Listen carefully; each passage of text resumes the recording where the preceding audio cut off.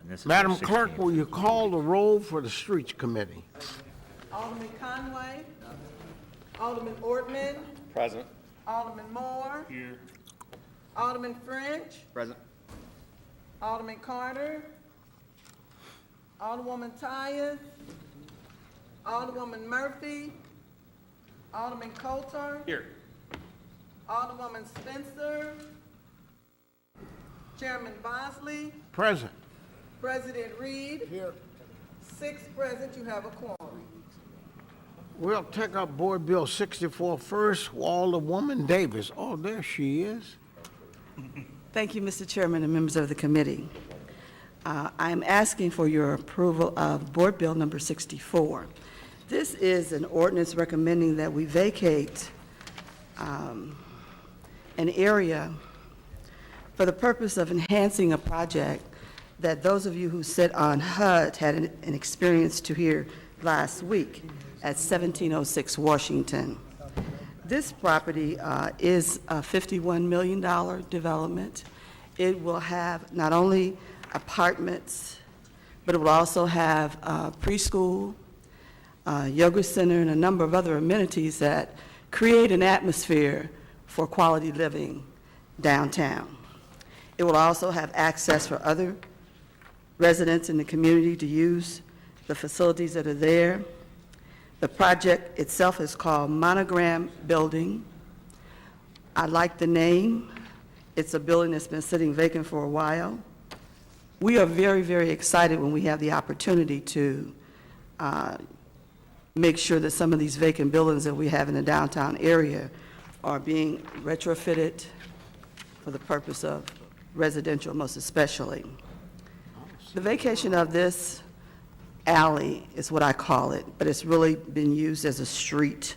But we've pretty much called it an alley the way it zags in and out at 17th Street. It has approximately Let him speak first. 60 yards that we're talking about, that we're enclosing to help accommodate the safety of the day at the preschool and also provide safe parking in that area. In the past, it has been used predominantly for pedestrian use and bicycle use, very rarely for vehicle use. We will then also take the very next block, which is 16th Street, and create a two-way street there. We're also looking at the opportunities that we have in the future, hopefully, to do some other enhancements there as that development continues to grow. So I have, I think all of you will have the diagram of how the street looks, where the building lies, where the playground will be, all of those things. I am here with the attorney that represents the project, David Sweeney, and Mr. Chairman, if it's okay with you, I'd like to ask him if he has any other information to share with you. Very good. Thank you. Thank you, Alderwoman, Mr. Chairman, and members of the committee. It's a pleasure to stand before you. Alderwoman Davis really covered everything. We are seeking, where we're vacating the street will be ADA parking for residents. The parking lot will be secure. Parking will be included in the rents of this building. There'll be 161 to 162 units. As she had said before, it'll be a 6 weeks to private kindergarten with a person that's done 7 other projects. This developer, it's his first building in St. Louis. He's closing on Commerce Tower in Kansas City, which is an iconic building in downtown Kansas City, and they'll be doing that project as well. So we're excited to get going. We've already been in contact with the traffic commissioner to get 16th Street going as a two-way. That will not only help access for the residents of the Monogram, but also for Eli Walker, because right now they have a one-way. So that will continue to move traffic through the grid and allow folks to come either way. I was here. I've been here for an hour. Would this I'm cause irritated. anybody to lose their home? I'm getting. No, sir, no one would lose their home. No, it's a street that's a very one-way and narrow street, and we would just, and like I said, like the Alderwoman said, the developer owns both the parking lot and the building. This doesn't affect anyone directly that has property touching it. Oh, it's for the betterment of that community. I think so, absolutely. Are there any questions on Board Bill 64 of the Alderwoman from the 6th? 5th? Okay, we have another speaker on the bill, Jared, is it Javid? How you say that? Jared Opsel. Okay, it looked like Javed. It's my poor handwriting, I Right, almost suppose. as good as me. My chicken scratch. Okay. As you said, my name is Jared Opsel. I represent the Downtown Neighborhood Association. I am their executive director. And I have heard many concerns about the complete vacation of this street, on 17th Street between Washington and St. Charles. As the Alderwoman just suggested, it is a major pedestrian thoroughfare. Many pedestrians use that street currently, as well as cyclists. Vehicular traffic isn't very high. And so it's a major concern of ours to completely vacate and offer over this property to the developers for their use of however they see fit, meaning they could be completely fenced off, causing a super block to be formed from 16th Street to 18th Street.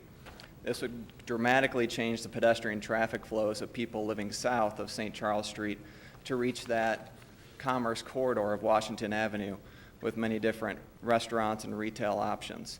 And it will impact those businesses negatively. It will completely alter that ability of people to quickly to get to those places.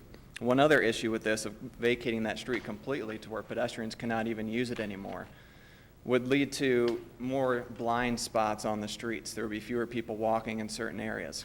And this is actually something in the City of St. Louis's peer plan, where they discussed opening up streets, turning more streets to two-ways, and increasing access to pedestrians and cyclists to have more eyes on the street, as people say. So they're there for crime prevention activities. So I know they state this as being improving of safety, but I could see this actually negatively impacting safety in that surrounding neighborhood. So with that said, I just want you to know these concerns, know the concerns of the residents nearby and of the Downtown Neighborhood Association with completely vacating that street. Well, after you vacate the street, what is your plan? I could easily see a recommendation being made of leaving it open for pedestrians. There's a similar situation that occurred decades ago on 16th Street when it was vacated for vehicular access between Olive and Chestnut. Right now, there is a pedestrian walkway that was put in the statutes, much, much long ago, probably before I was born, when they first made the Plaza Square apartments. And that sense has been very useful for people cutting across and walking to the different city facilities that are along Market. Has there been any public hearings to discuss that with the people who live on either side of it? There have been no public hearings that we are aware of reaching out to the residents or the small businesses about the vacation of that street. I have received and spoken with many people surrounding that area, though, that are concerned and do not want to see it completely vacated. Well, how did you make the people whose property abuts this aware that this was coming? We have connections in the different residential buildings as well as small businesses along the street, and we reached out to them. We have what are called building captains, and it's like our communications director in each building. We reach out to them to speak with their constituents in the building and then, convey word back to us about what their thoughts were.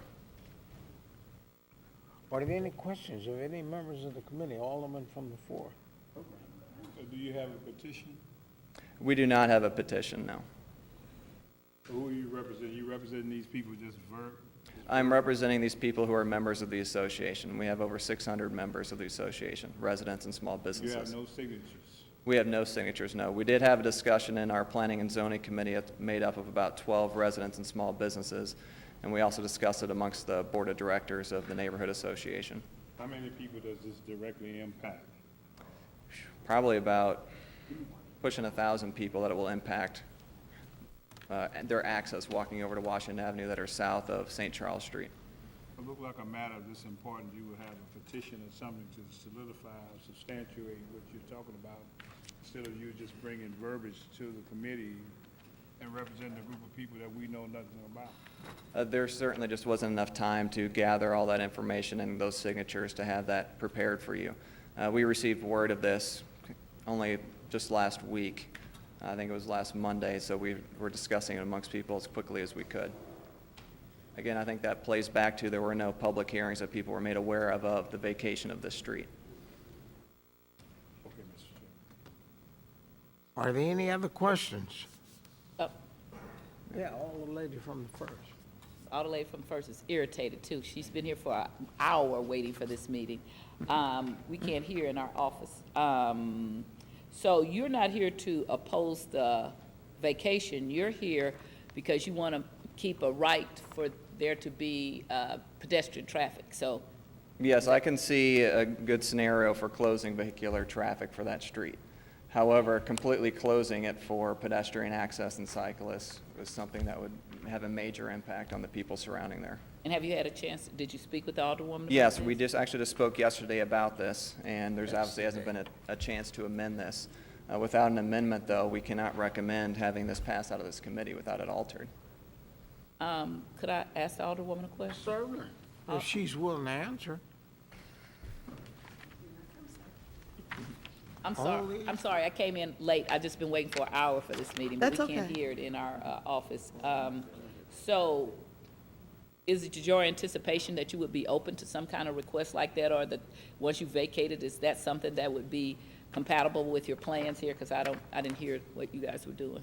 One of the things that I spoke with Jared about yesterday was we have to allow the developer and the street department to determine how we can do that, if it can be done, in order to also satisfy what I consider to be a major concern with the development, which is the safety in dealing with the children there, and I think we both agree with that. And also having the ability for some kind of pedestrian walkway would also probably accommodate a few people who live in those buildings there. But for the overall public, most people don't even know that street is there. So I didn't know this until I got some more numbers today, but we're talking about 180 feet to walk around. Not 2 blocks, not 3 blocks. And So what would occur, 180 feet, there's another egress or something? yes, ma'am, it is. So 16th Street, what we're going to be doing is turning that into a two-way street. It's currently one-way. And so if there was any problems as far as riding a bike in and out, I think that would be okay.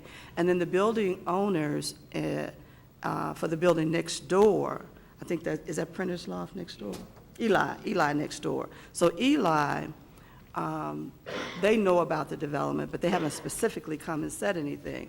I respect the concerns of the residents, because I do know that the downtown population is very adamant about having the ability to walk and ride bicycles.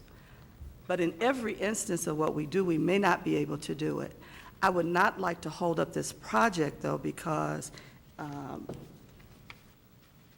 I know that I'm dealing with a developer who has every intentions of accommodating and being a good community provider. Now, he was unable to be here today because he had some other business in another city. But what I want to do is say, if it can be done, I'm willing to help get it done. But in the meantime, we have to have a vacation of some sort. Now, when you get further into the project, there may be the ability to have some kind of easeway. I don't know that at this moment. But I do know that I can't stand here good conscience and say I'm absolutely positively inconveniencing a large number of people to the degree that it would cause them harm and extra energy and time and money. I can't say that. And those are the things that I value. I really value those things. And so I want to be respectful, I want to understand, and I also want to work on the project. So looking at your map, and because again, I'm coming in, so, right, I don't know, what are these circles that's going to be where it's closed? Is that that's 17th Street? That was the, Which, I'm not the chair, I can't give you that permission.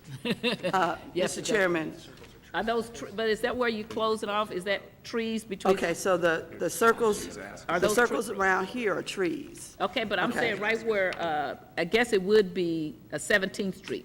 But Those right are here is where it's just that small space right there we're talking about. And then a dog. And then a dog park is going to be there too. Okay, all right, and is And so there, there will be access to the dog park. Okay. Yeah. Is it parking too, or is it just? I mean, I'll come up here, so. I don't know what this is, I'm trying to just see. Right here, what is this right here? That's, what is this? Oh, okay, that's what I thought, that's parking. That's the other part. We can work with the dog park area to have more access to, versus just right here against this.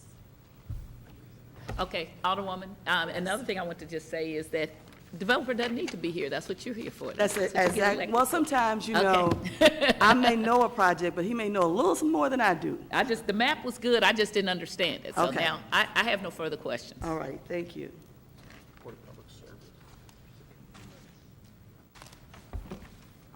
If I may just add that we are very excited about this development in general. And we don't want it to hold it up, and when you even look at this plan, I can't see how it would hold it up. As you see, there is a parking lot that is attached to the building on the opposite side, and I do not see how those dramatically make an impact on the development, leaving an easeway of a sidewalk for people to traverse between St. Charles and Washington Avenue along 17th. So with that, I would also just like to leave a letter with our statement that I just spoke about for your records. Thank you for your time. If you have no other questions, I'll go ahead and take a seat. Did anybody else sign up to speak on the bill? Do any aldermen have any questions on this board bill? And it's all located within your ward, Marlene, right? Mr. Chairman, if you don't mind, I'd like to close on this for your further consideration on Board Bill 64. One of the things that we do know is our process and procedure. We post for notice, and when you drive by the street, you see the big boards that we put up to give notice of action being taken by our government. We also have the ability to interact, I think, what I consider to be at the grassroots level. So for me, I always share information with my residents. I told them about the project before we even got into the details. And then, after that, I instructed the developer to talk with the neighborhood association as well. Now, we can continue to have those conversations. We can continue to be as open as possible with this project. But in the meantime, I would like to see us move forward, because when you have someone who is willing to invest $51 million and also bring more jobs, more residents, tax-paying residents, more quality living, and also daycare downtown, which is really needed, it's a plus for everybody. One of the things I have to also say about this project is he didn't ask for a TIF. We gave him a small tax abatement, but he didn't ask for a TIF. So that's another plus on the side of this project, too. So if there's any way that we can understand all the dynamics that are here, I would ask for your favorable consideration. Are there any other questions on Board Bill 64? If not, I'll entertain a motion. So moved. Second. Call the roll. Alderman Conway. Alderman Ortman. Aye. Alderman Moore. Aye. Alderman French. Alderman Carter. Alderwoman Tyus. Aye. Alderwoman Murphy. Alderman Coatar. Aye. Alderwoman Spencer. Chairman Bosley. Aye. President Reed. 6 aye votes do pass. All right. What's next? Thank you, Mr. Chairman. Do we have any other bills here?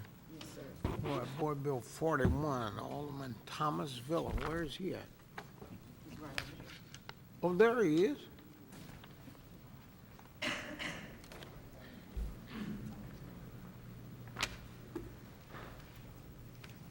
Got a copy? Yeah. Call me up? Yes.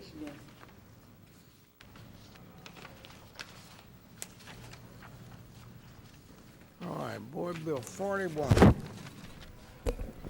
Thank you, Mr. Chairman, members of the committee, good morning. Alderman Tom Villa, representing the residents of the 11th Ward. Mr. Chairman, Board Bill 41 is an alley vacation, and before I get into it, I would like to, with your permission, I have an amendment, and the amendment simply on page 1 of the bill, in section 2, removes the names of the individuals who are the prime movers behind this particular vacation. I didn't think it was a good idea to put their names in the ordinance, so we're going to bracket out the names of the Janice and Carl Cords and say the neighbors will use the vacated area to improve safety and security as well as discourage dumping. So I would ask for your approval of that amendment. Anybody would like to make that motion? So moved. Second. Second. Previous roll. Request for the previous roll. Proceed. Thank you, Mr. Chairman. Board Bill 41 is amended as an alley vacation. The alley runs into Davis Street.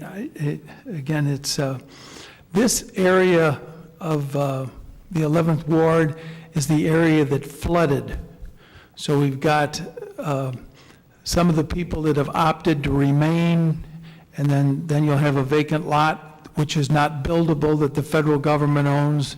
Then you'll have another lot. And this, in effect, is an attempt by Mr. Cords and his wife, who have been very good neighbors, to vacate the alley and extend, in effect, their side yard. And he's in the process of purchasing, attempting to purchase an LRA lot, which is immediately adjoining that. So he is a good neighbor, and it will improve the face of that particular block. We did have a number of neighbors that had concerns. 3 neighbors.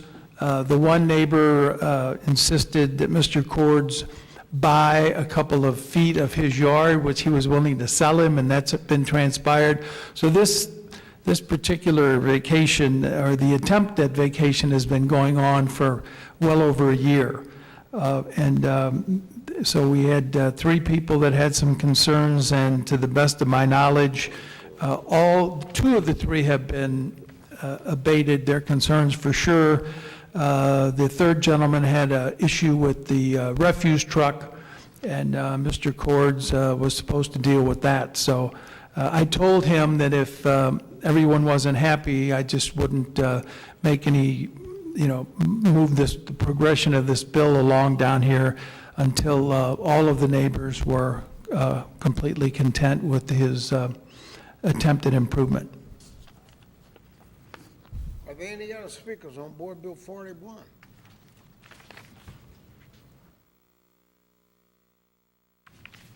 If there are no other speakers, I'll entertain a So motion moved. on Board Bill 41. It's been moved and seconded that Board Bill 41 comes out with a due pass recommendation. Okay, we'll call the roll. Alderman Conway. Alderman Ortman. Aye.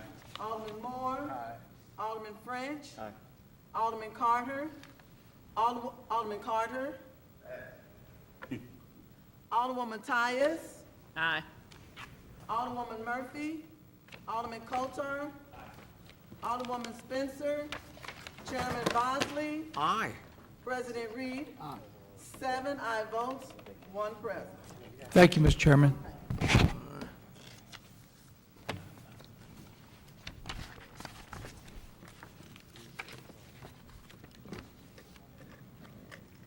What's that, Board Bill 55? Have we got Marlene? Let me see. And you also have Alderman Coatar's bill. Coulter's, well, let's take him. Coatar's bill. Well, let's take him, Board Bill 30. Take Harris first. Alderman Coatar.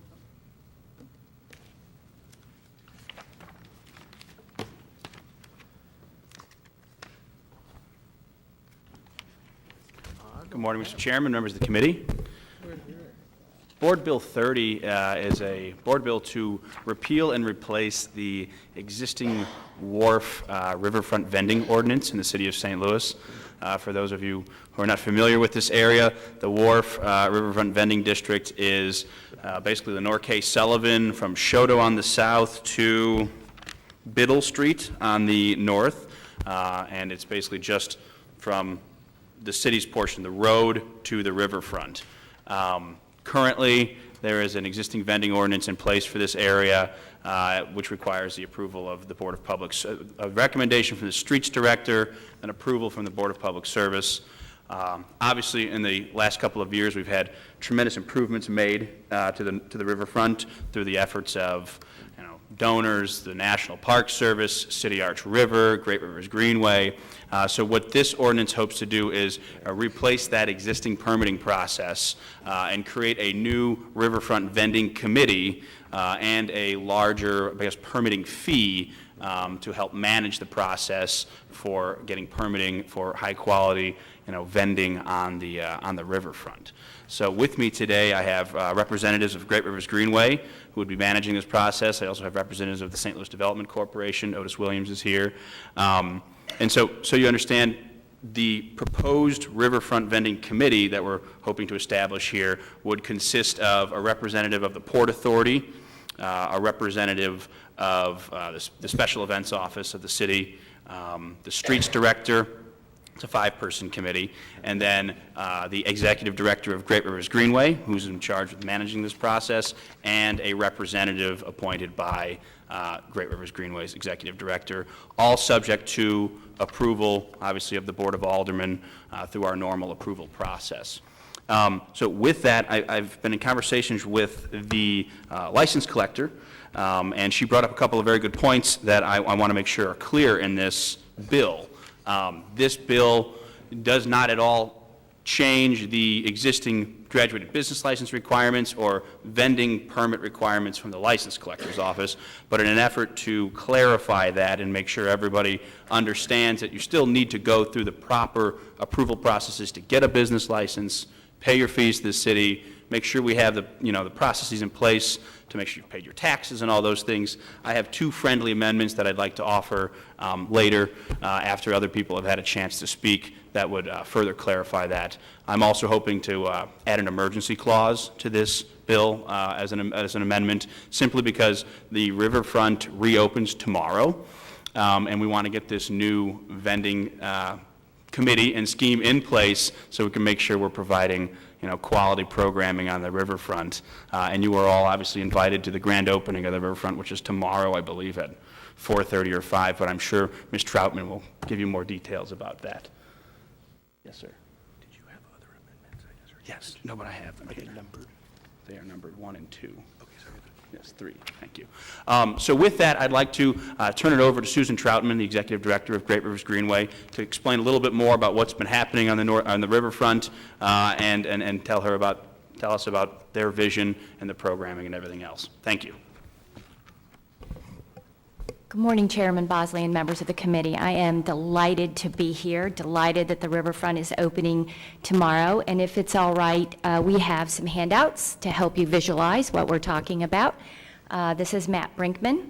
He is going to provide you with, I'm going to start with a photo. So Great Rivers Greenway, in partnership with the City of St. Louis, in particular the Port Authority, St. Louis Development Corporation, the Street Department, and the Special Events Department, have all been working to redevelop the riverfront. This is the first project of the City Arch River Foundation projects to open, and we are very excited about it.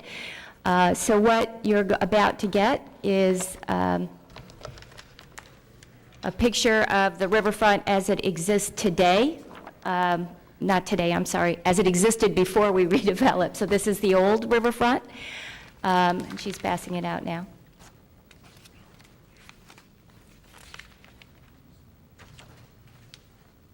So the top one is the riverfront as it was in 2013, and if you flip over, you will see the brand-new St. Louis riverfront.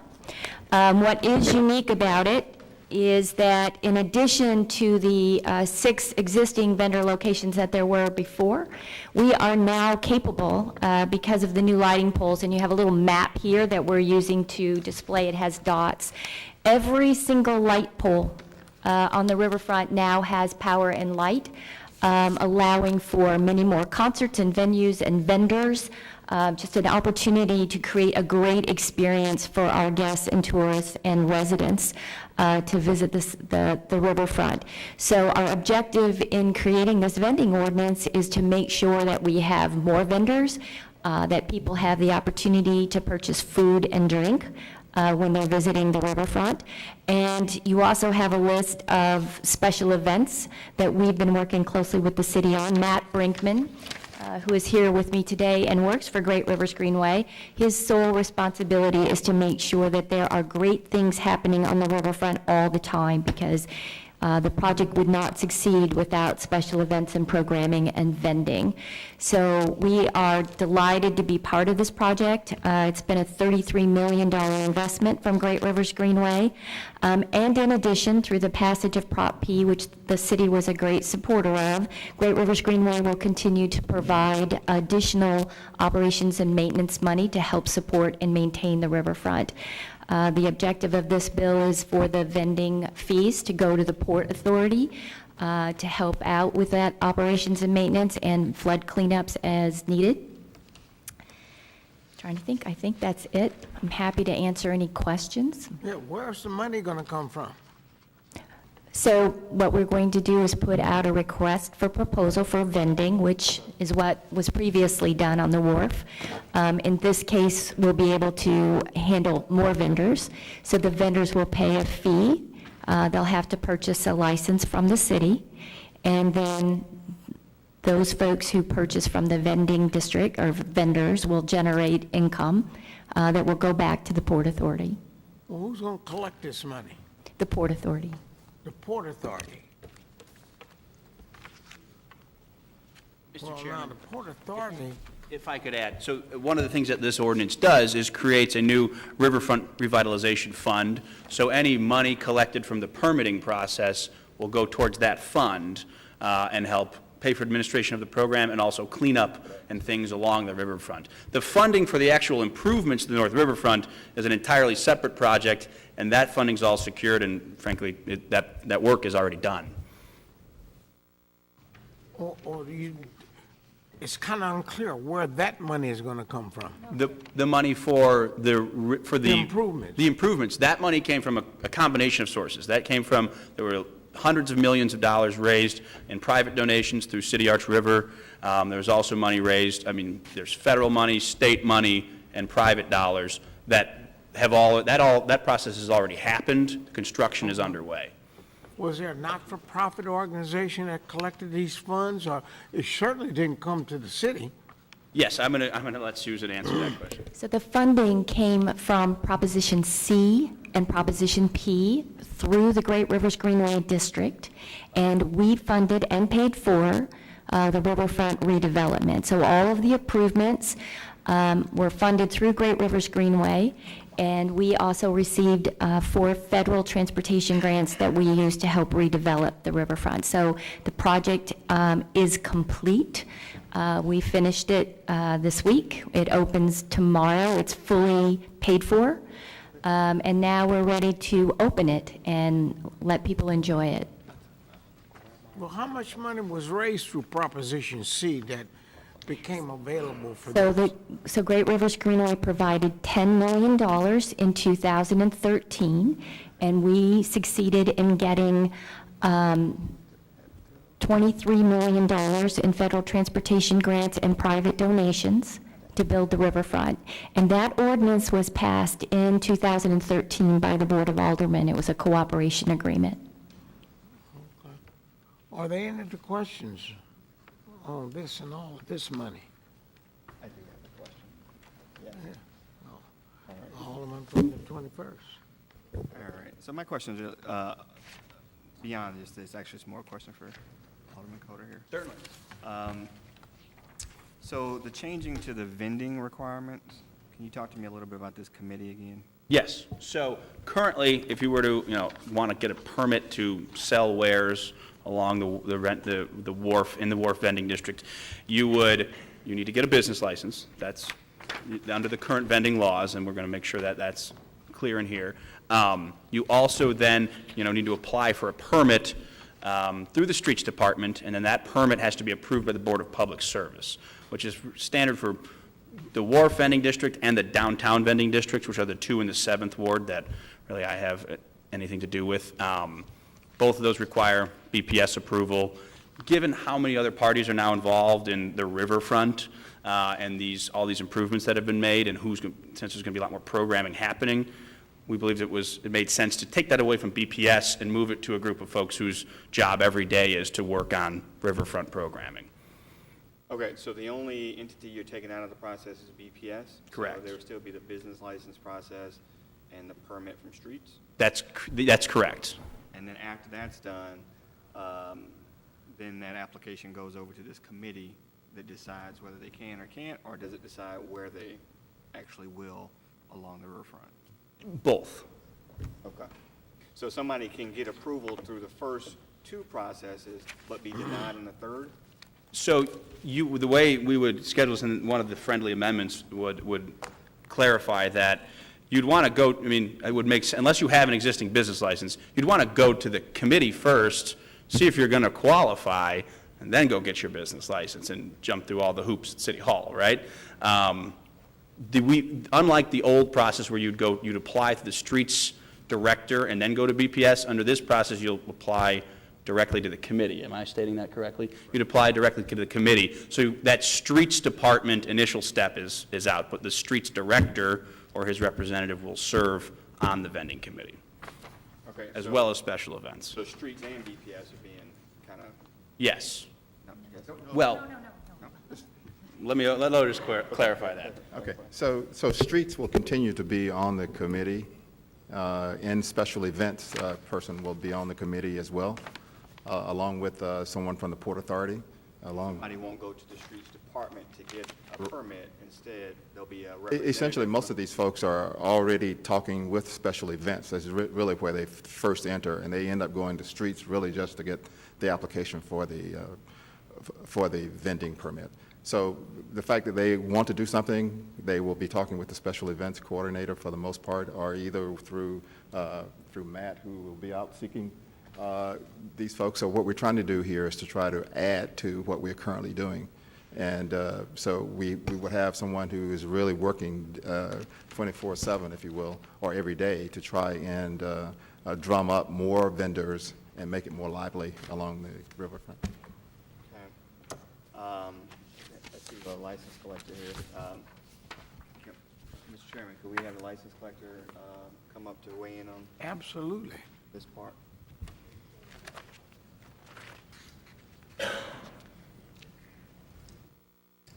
Good morning. Is it still Good morning? morning, Mr. Chairman, Still committee. morning for a few more minutes. Yeah, so how do you weigh in on these changes?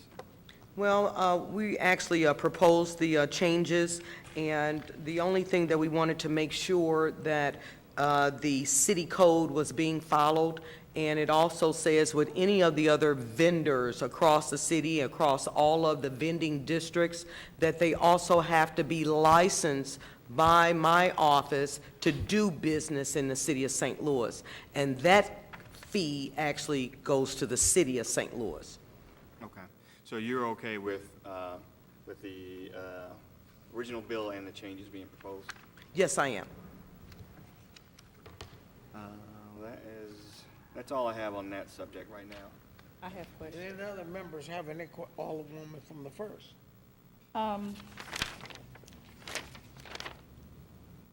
So the new committee would be the Port Authority, the special events, the streets, the Gateway to Greening representative, is that it?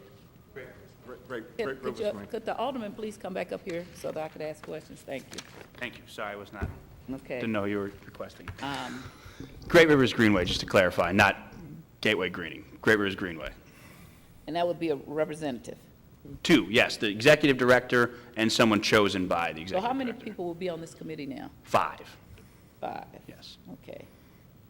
And they would have the ability to say who would be approved or not approved for a vending license? For a vending permit, yes, Okay, for a permit. permit. And Yes. what is the criteria if you would be approved or not?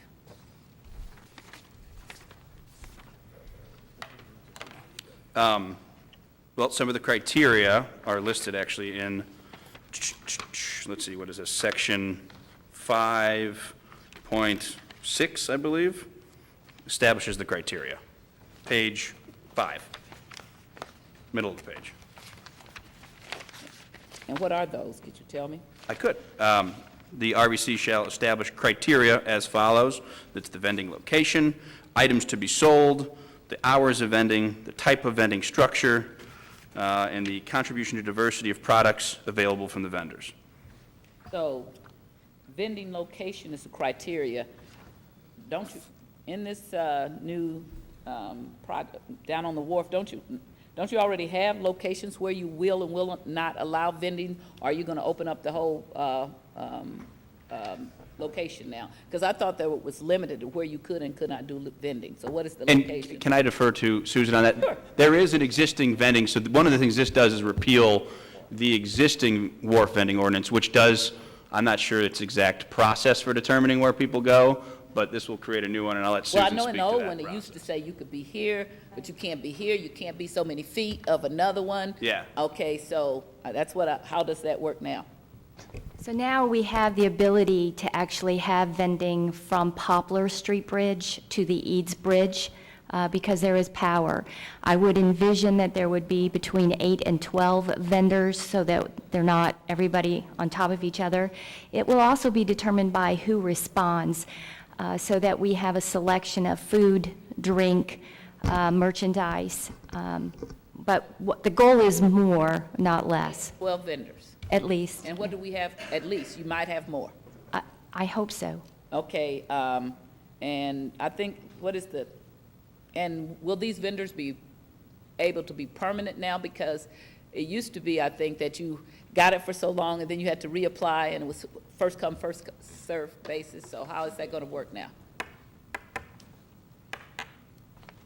Most often, it depends upon the type of vendor, because most of them are seasonal.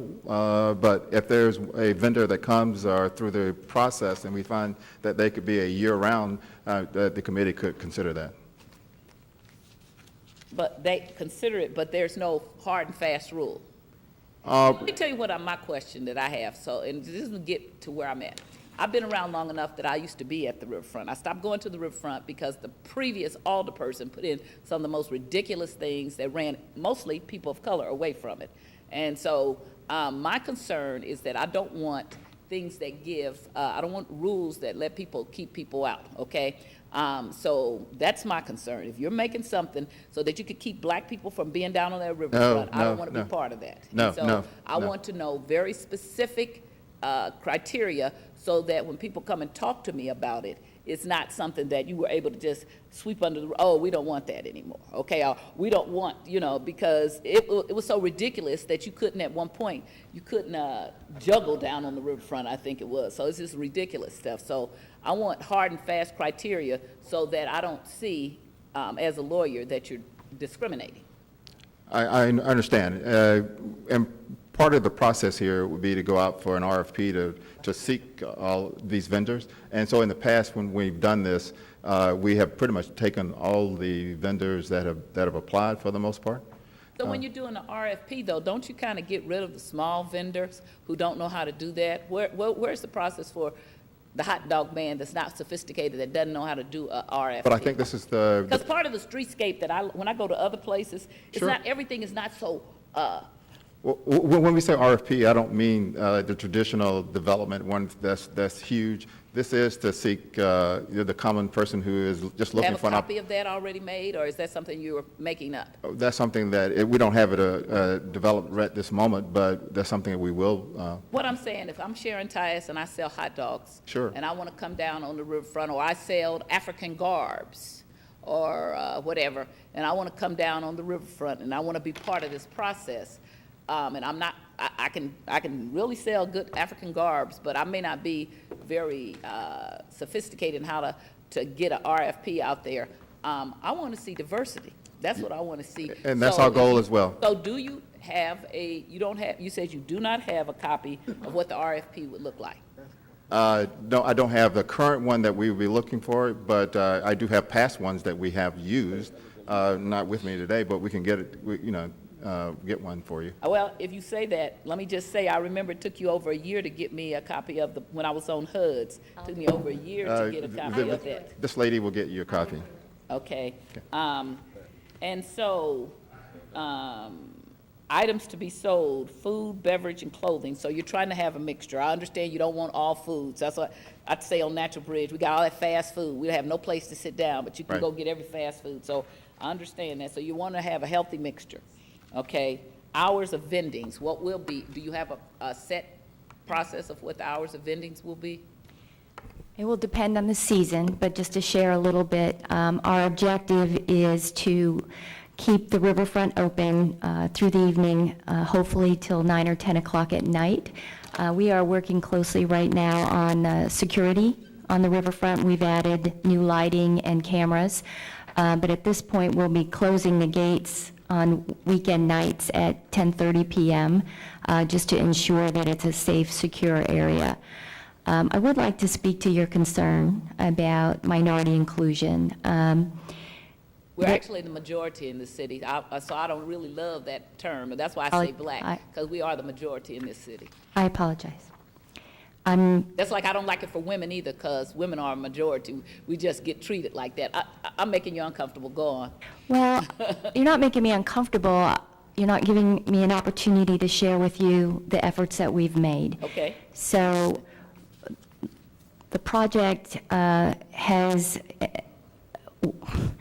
we made sure that there was inclusion of everybody following federal regulations because we had federal dollars, but more than 50% of the contractors on the riverfront were minority contractors, and we met our federal goals. We're doing the same thing on Keener Plaza. We are opening tomorrow night with a community picnic where all people are welcome, and Matt has worked close with the Interfaith Partnership and the ministers in North City and North County. And so our objective is to bring this community together, no matter what color you are or what sex you are. Great Rivers Greenway has always strived to serve all people, and this is no different. I think your questions are good and valid, and so because Oris is a busy man, I will make sure that you have a copy of the RFP. So when I talk about inclusion, I never just talk about construction, okay? And I have done this is my second time down here. I made people hire a woman and a black man when on this very committee over lunch, because they came and said, oh, we believe in inclusion, and 7 white men show up, and that is not inclusion to me. So when I talk about it, it's not just construction, it's about ownership, it's about participation. My concern is not about the construction at this point, it is about how vendors of color and female vendors or whoever will be able to access this, because I start to see this as looking at as something that is used to keep people out, okay? And so that's what I'm asking about. I understand. Okay, not of your construction, that's done now.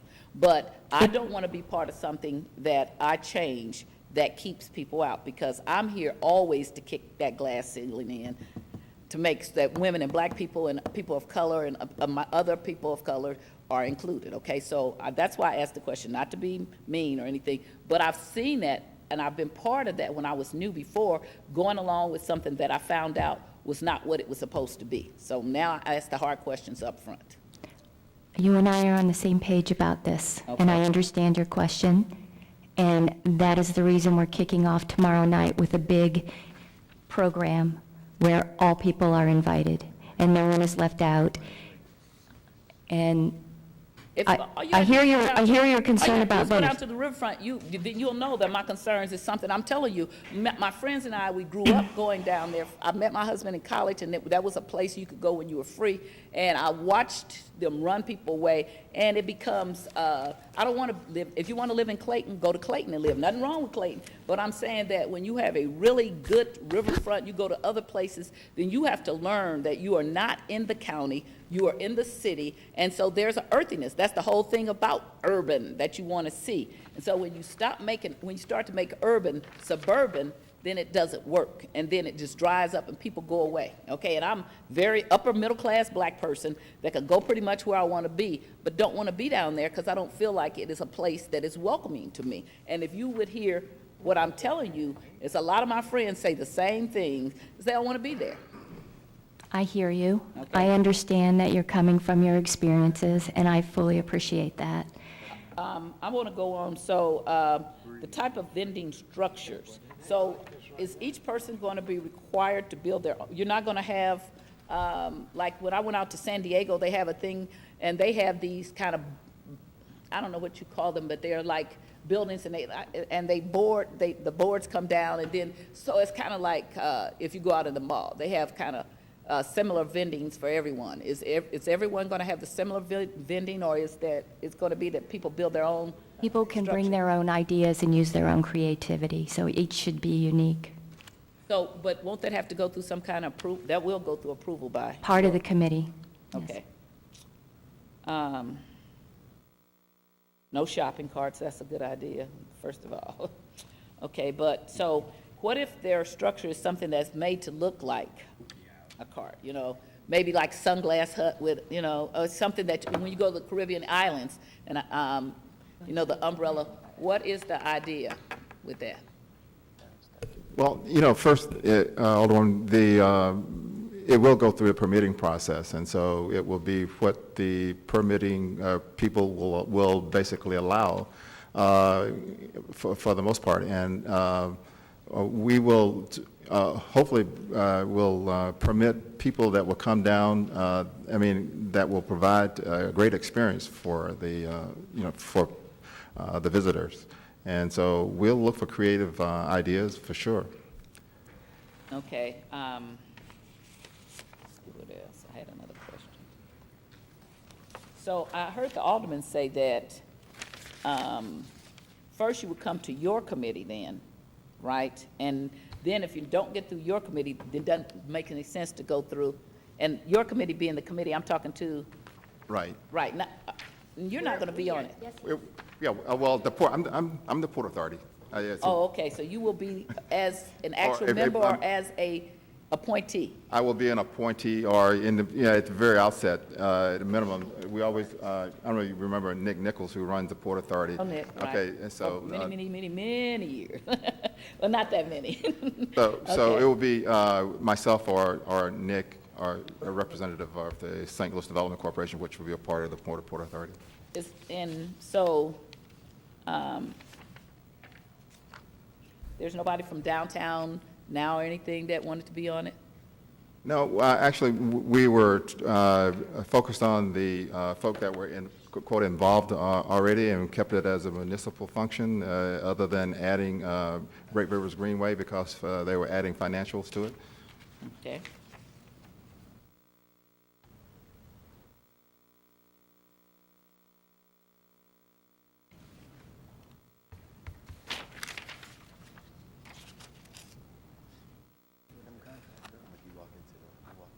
What is the, oh yeah, the cost. So I heard something about a great increase of cost. What's the current cost, and what is the new cost anticipated to be?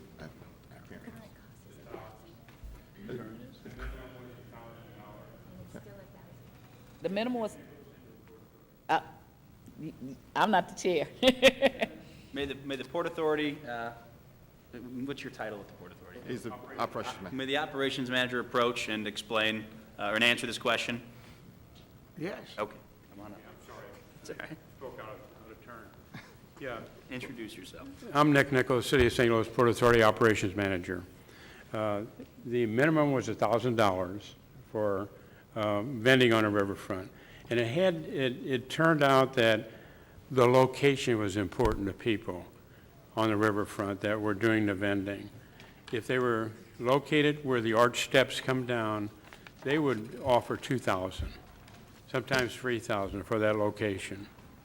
And just like the vending information that we have in a board bill, the minimum that you can have as vendors is one vendor can only do 2 locations, Okay. okay? So So- we're starting out the same way. I noticed that there's some verbiage in there that the street director, I believe it is, can increase the rate. Well, as time goes on, if things really get busy down there, there will be more of a demand, and folks might want to pay a little bit more. And $1,000 for the whole year down there, I didn't think was very much, to put a it used to be carts that they had down there, and then these vending wagons and stuff like that came on the scene. Okay, so that's for the whole year, that's not for, okay, all right. Right. Do you anticipate any temporary vendors? Not for you, mister. Thank you, appreciate it. Thank you. Okay. Do you anticipate any, like, temporary vendors that maybe small-time people that couldn't be there all year, but what if I want to sell balloons, like family function? If I could, part of this process will still involve, there'll be special events on the riverfront. Right. So within the special events process, you can have temporary vendors that are, smaller vendors that might be selling, I don't know, whatever you'd see sort of when we have, festivals in the parks outside of City Hall, where those guys are not licensed year-round to vend in the parks, they're licensed on a temporary basis. So that schematic will still be in place, yes. And that would be decided by the committee? Is that what would happen? Well, I mean, whatever events are occurring on the riverfront, I think would be up to, yes, Great Rivers Greenway and the committee, but that would still have to go through the standard special events permitting process, which does involve BPS. Okay, but then, I just want to use balloons. Say we were having ponies and balloons down at the riverfront or something like that, because we used to try to have some things for children, too. We used to have McDonald's and everything like that, so that was when you were a child, but okay. So let's just say we were having ponies and balloons, and I wanted to sell balloons, but I really can't pay $1,000 for a permit. That's what I'm saying. How do we include somebody for a special permit for that kind of activity if we're doing something family-friendly? So that would be part of the event. So if we're having an event that requires, They would be more under the family-friendly umbrella of attractions. the- Yes, like we do already, correct. This is more for your sort of permanent, stable vendors down there. just permanent, okay. Yeah. I have no further questions, thank you. Are there any other questions? Alderman from the 27th? Not questions, more so concerns. I have the same concern that Alderwoman Flowers has, just in terms of, Alderwoman I mean, Tyus. I'm sorry, not Flowers, Tyus, I'm sorry. You know what, You know what's gonna happen, No, right? don't- I have a lot more concerns. That was a big mistake, I'm last sorry. time. You know what, I'm getting older, I'm old. Just know that this is your last time. I'm sorry. Oh, man. That's no excuse. Man, I don't even want to ask my question.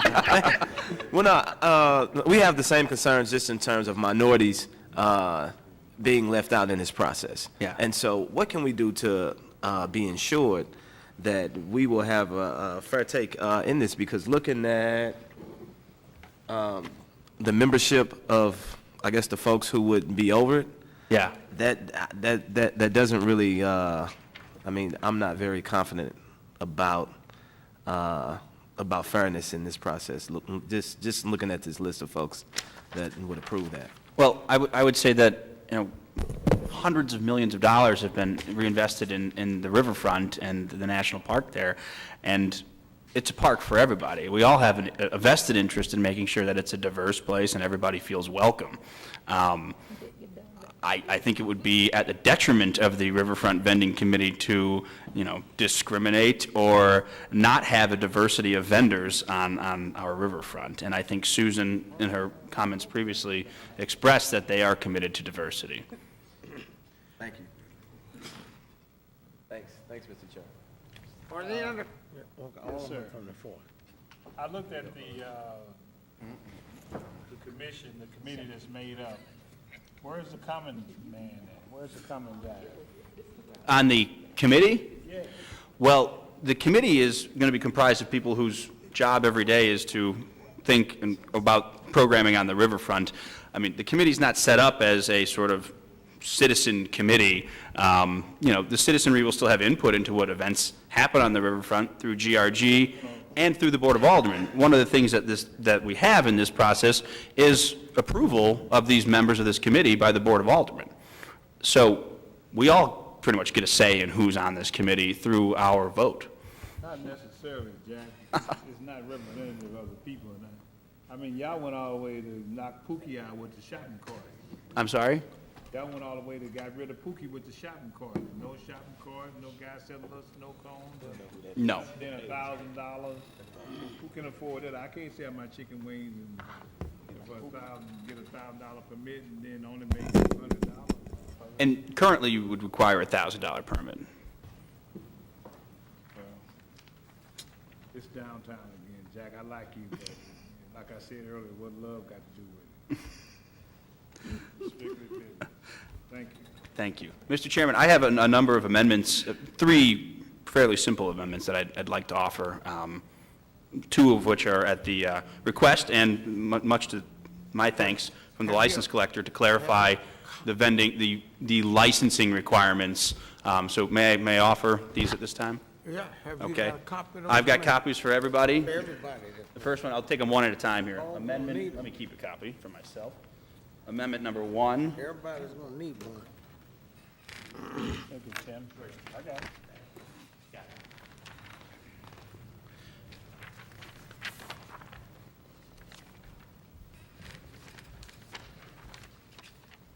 And, Jack, and then, Ordinance. The First Amendment, Amendment number 1, which impacts page 4, line 16, would simply add the words where it says, prior to obtaining a vendor's license, add from the license collector, to make sure it's clear where you need to go obtain that license.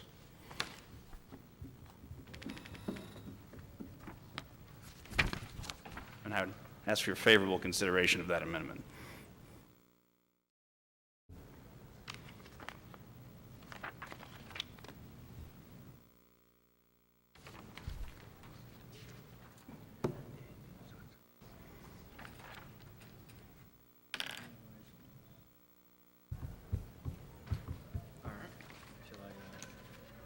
Now I can talk, my eyes aren't yellow anymore.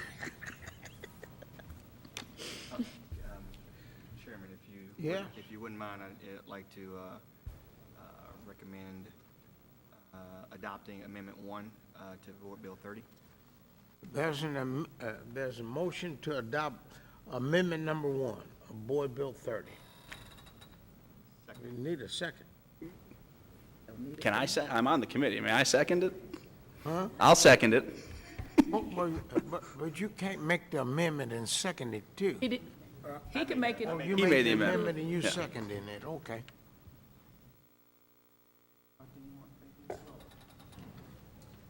Move to previous roll. Are any questions on the amendment that's before us? If not, call the roll. Yeah, he's a request for the previous. Objection to previous rule. Alderman Conway. Alderman Ortman. Aye. Alderman Moore. President. Alderman French. Aye. Alderman Carter. Alderwoman Tyus. Aye. Alderwoman Murphy. Alderman Coatar. Aye. Alderwoman Spencer. Chairman Bosley. Aye. President Reed. Aye. 6 aye votes, 1 present. Thank you, Mr. Chairman. The Second Amendment, which was also the license collector assisted with the drafting of this, and I think this is a smart amendment. This probably should have been included in the original language. Would require, would change, page 6, line 20, which currently says, the streets director shall revoke the permit of any duly licensed persons or itinerants for not complying with the provisions of this ordinance, and would add the language, and notification of all revoked permits shall be given to the license collector's office. I think that makes perfect sense. If we're going to, if someone's going to have their permit to operate on the riverfront revoked, I think it makes sense that the license collector should receive notice that that's happening and then decide whether or not they should still have a business license. Mr. Chairman, I move that we adopt Amendment 2 to Board Bill 30. Previous roll. No, I didn't get the vote. Yeah, I'm sorry. Well, yeah, you can call a roll, but I'd like to know if the license collector's in line with this. Yes, she testified. She's back here. She's in, Can I ask a question before we, well, certainly. okay.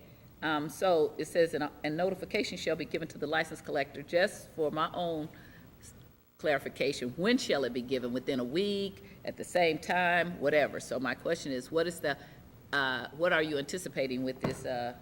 I agree with what you're putting in, but when would you anticipate the license collector would get I would notification? be open to the idea of adding immediately. I mean, if you're going to revoke someone's Right, permit exactly. immediately. Exactly. Yeah. That was right. So Okay. that would be a friendly amendment to the amendment. Thank you, Alderwoman.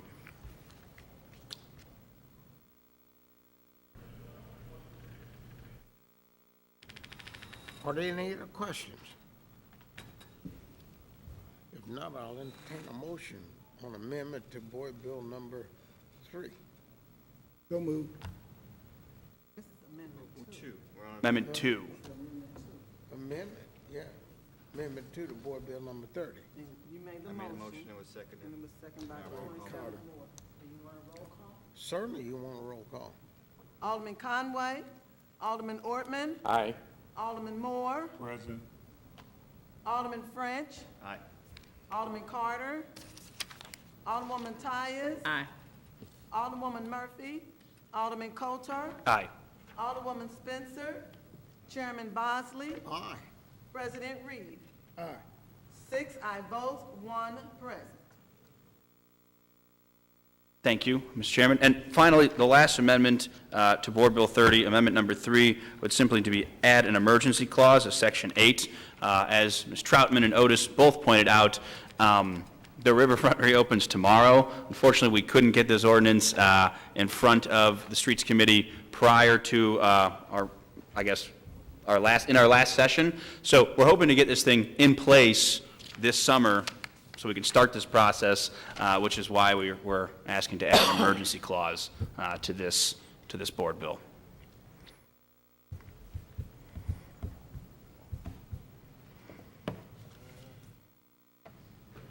Board Bill, page 7, line 17. I don't have a line 17.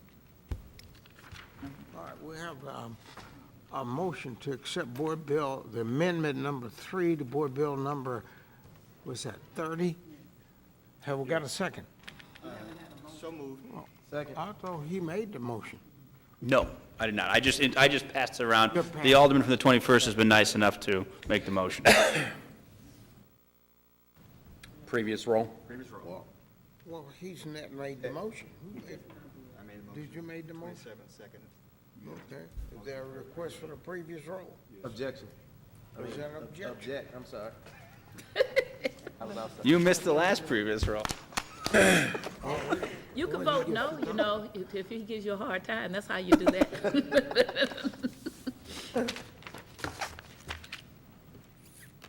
Now, is there a motion to put Board Bill, the amendment number 3 to Board Bill 36 before us? I mean, we did it? We already had it. There's a motion? Yes, sir. We- And a second call to roll.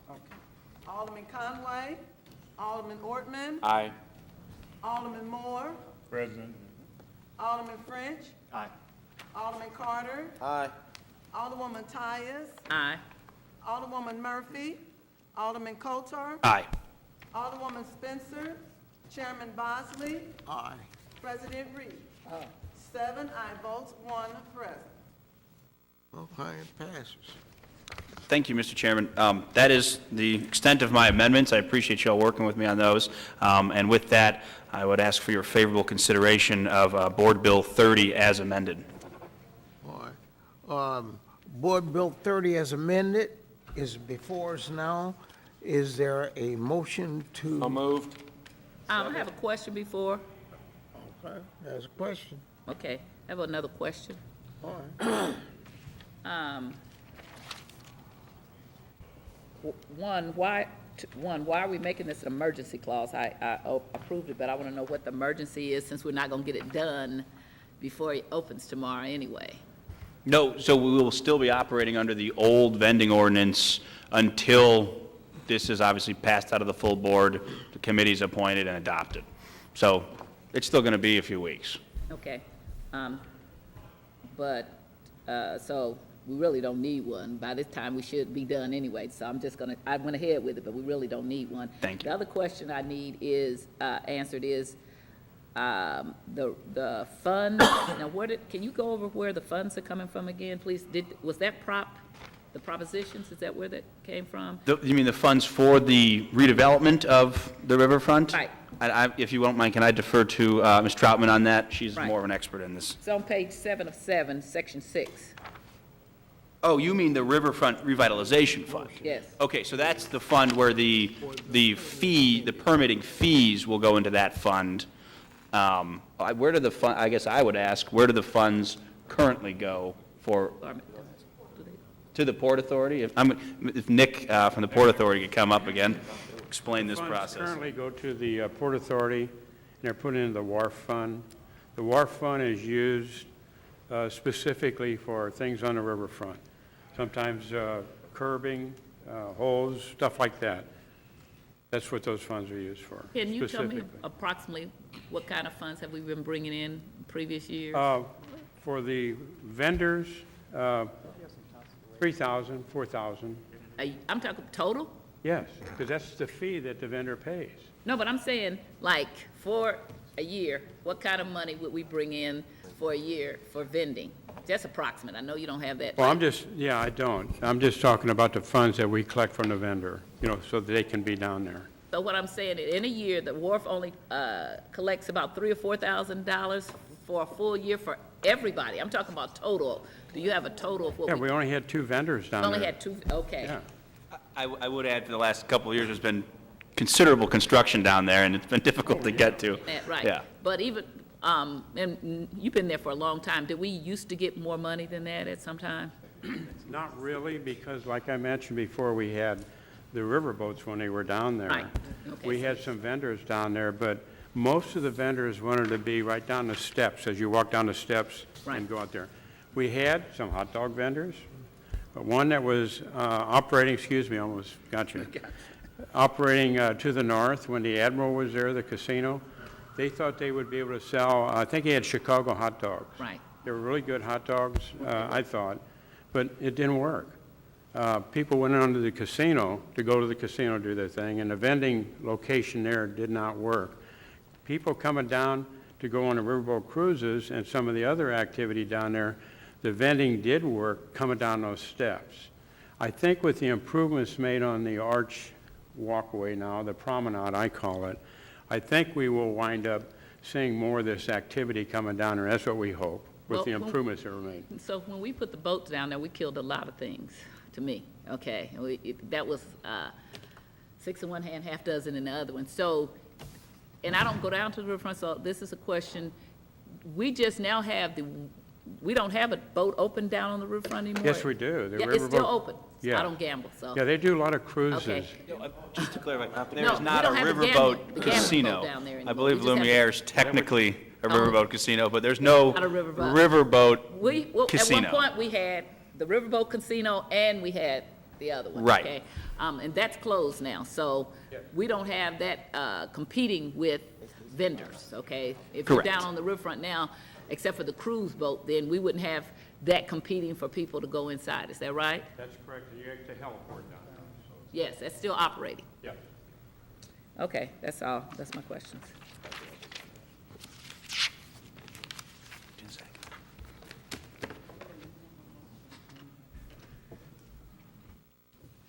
There's a motion before us and it's been seconded on Board Bill number 30. Is that right, correct? Yes, sir. Are there any other questions? If not, Madam Clerk, call the roll. Alderman Conway, Alderman Ortman, Aye. Alderman Moore. Present. Alderman French. Aye. Alderman Carter. Aye. Alderwoman Tyus. No, Alderwoman Murphy. Alderman Coatar. Aye. Alderwoman Spencer. Chairman Bosley. Aye. President Reed. Aye. 6 aye votes, 1 no, 1 present. Thank you, Mr. Chairman, members of the committee. All right. What else is before? Board Bill 50? 55. I don't have one. I think I accidentally took yours. Okay, why doesn't everybody, oh, I got a 55 committee substitute. Yeah. Okay. this? How much is this about the parking committee? Okay. All right. Board Bill 55, well, we got to put the committee substitute before us first, don't we? Oh, yeah.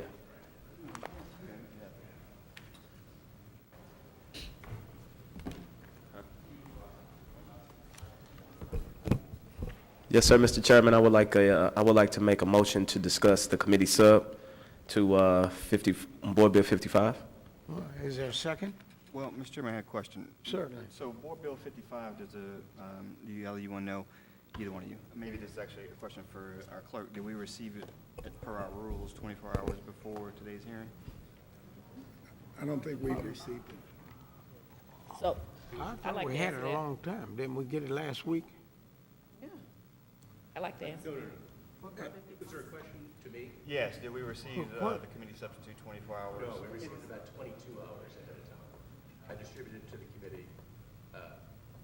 You know, it's up to you whether to follow our rules or not. You could always suspend the rules today. You could speak about it and then take no action. You know, you could ask the question and then actually take action in the subsequent meeting. You have a couple options. Didn't they put it in your box? No, the clerk says we didn't actually get it 24 hours before, which is our rules. Well, if you ain't got it 24 hours before, then we can't hear it. We can hear Well, we it can maybe for discussion purposes. But not pass it out. Okay. We can discuss it today. but Okay, we'll not take discuss any it and action. defer it to next time. Yeah, action would be deferred. Oh, the lady from the first. So how do you decide when you got a bill? Is it through email, when you check your box? How do we? This was given to me by email, and so it had a timestamp. Yeah, but I'm saying, so if I didn't email it to you, how would you know when you got it? That's my own question now, because now it seems like we should make that people should email, so it does have a timestamp. So if I put something in your box, it would be when you noticed that you had it? I'll say this, because the rule's a 24-hour rule, in my 6 months here, everyone has emailed it to me. Okay. Because it has been the fastest method to get it. Right. And be sure that it's got to be in at a timestamp. And this was emailed from the treasurer's office? Correct. Okay. It should be when it's sent and made public. Yeah. Now, if you don't get it, that's not our fault. You know, Okay. so can I ask a question too? So is it 24 hours from when we actually hear the bill or when the committee starts? Because if we, I'd have to refer to the rule. I'd have to read the rule. okay. It doesn't say It's- start, for it's the committee the- start, so it's you the- true up, he's right. Yeah, because it's 24 hours as of now. That's No, correct. no, it's the committee. It's when Okay. the committee. Well, we can just pull the Because- rule up because and it- look at it. because That's the- what I would say. The rule is based on the members having the material prior to that committee hearing. Okay, previously. That's the whole reason for that. The rule is not based on that, because if that was the case, it wouldn't be when the clerk got it, it would be when we got it. So the rule is absolutely not based on that legally, okay? Okay. The committee gets it.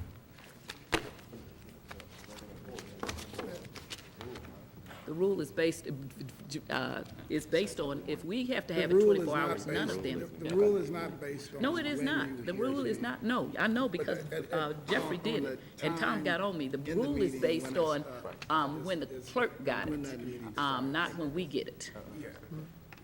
And the whole point was that, because, because Tom jumped on me.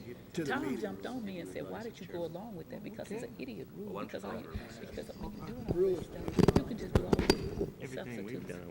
Well, as the chairman of the committee, I'm gonna request a 5-minute recess until they research the rule to find out whether or not what we're talking about is proper. What Jeffrey did, because I was. So 5-minute recess. I don't care what they.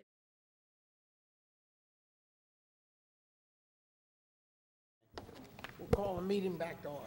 Yes, thank you, Mr. Chair and members of the committee.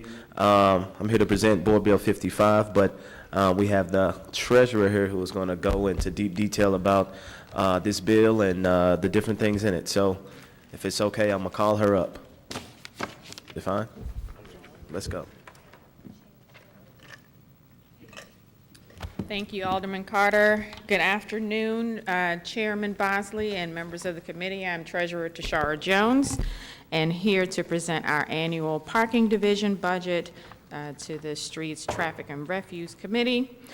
This year's budget, per your handout, is little over $16.7 million.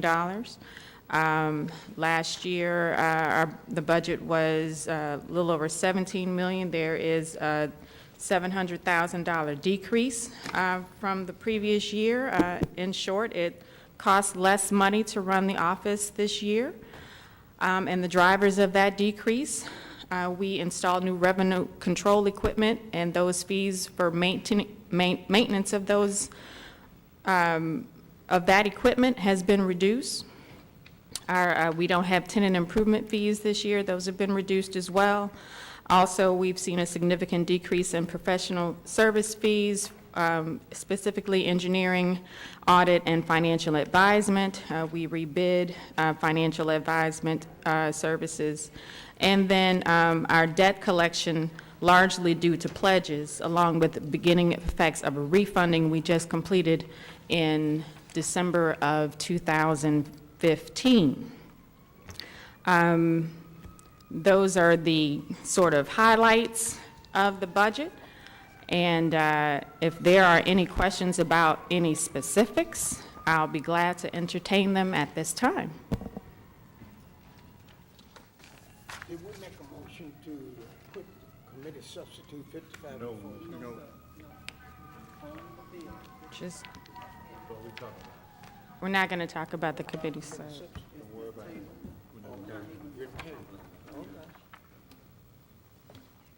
Are there any questions on Board Bill 55? Alderman from the 21st. Sure. Thank you, Madam Treasurer. Sorry, I didn't get that. So the total cost of the parking division is $16.7 million. That's correct. Do you have a breakdown of the revenue? Revenue, this year, our expected revenue, we don't know what that final number will be, or for next year, will be $17,834,000. However, there are several variables that we don't account for when we're doing our revenue projections, like when the Blues or the Cardinals, for example, go to the playoffs. That's revenue that, we can't account for in advance. But revenue, that was the revenue projection that we had for next year's budget. Okay, I'm sorry. So what was the revenue projection? 17 million, a little over 17.8 million. If you want the actual number, it's 17,834,442. That's fine, 17.8. So 17.8 with 16.7 in expenses. So that would be a surplus of about 1.1 million? That's correct. That's projected, that's not actual. All projections. So what do you do with the 1.1 million projected? If you have the assumption that the 1.1 million is our net, a change in net position, then we split that with the city. 40% goes to the city general revenue fund, 60% goes to the treasurer's office. Okay. So when we discussed your budget in Ways and Means, the portion that goes to Ways and Means, you had projected that you would be turning over about 600,000 to the city? 558,000. 558,000. There's a handout here that lists our prior year contributions to the general revenue fund.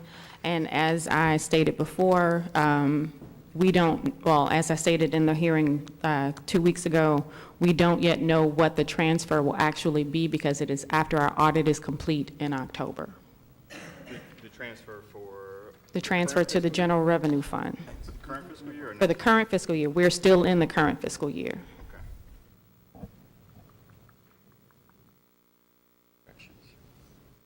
Okay, so according to this handout, for the current fiscal year, you have budgeted about 600,000 over to the general fund.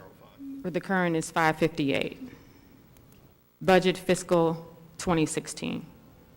Okay, and you estimate about 2,000 more than for next fiscal year. So in, again, in the portion that came before Ways and Means, even with the 560,000 that you were considering turning over, you're asking for 740,000, which would be about 150,000 loss for the city. No, sir, I don't understand your question.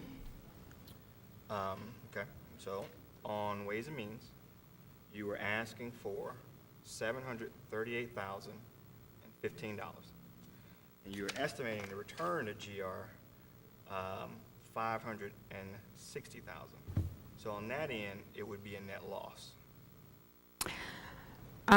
If you are going by the projections, one could assume that. However, fiscal year 15, we turned over over $1 million to the city's general revenue fund, which is $200,000 more than we asked for, actually $300,000 more than we asked for in the budget. So we are definitely paying for ourselves. But not according to the current fiscal year or next. The current fiscal year isn't over, Alderman French. So how can we argue about numbers that aren't necessarily there? Yeah, but that's the entire budget process. You know that, all right? Like, so everything in the budget is estimates. We don't know exactly how much we're going to bring in sales tax in the next 12 months, but we make educated guesses. So I'm Right. assuming that your office is making an educated guess when you determine that you're going to do about $560,000 in revenue back to the general fund. 1 second, I'm going to recognize my chief of staff on this answer. Okay. Good afternoon, Chairman, and good afternoon, Committee. Thank you all for allowing us to come before you. Thank you all for, like I said, all the consideration that you've given. It's probably a good thing to walk through the difference between our projection and the actual amount of money that we give. It can be a little complicated, especially since we historically give more money than we project. And part of that is due to the fact that the city charter calls for our accounting to be done on a cash basis, and KPMG, the auditor, actually comes in and does accounting on a modified accrual basis. So they actually, we're running two different accounting systems. So if you walk through kind of the difference between the projection and what we've actually given, 2014 we projected 580,000. We transferred actually 780,000. 2015 we projected 495,000. Actually gave over $1 million.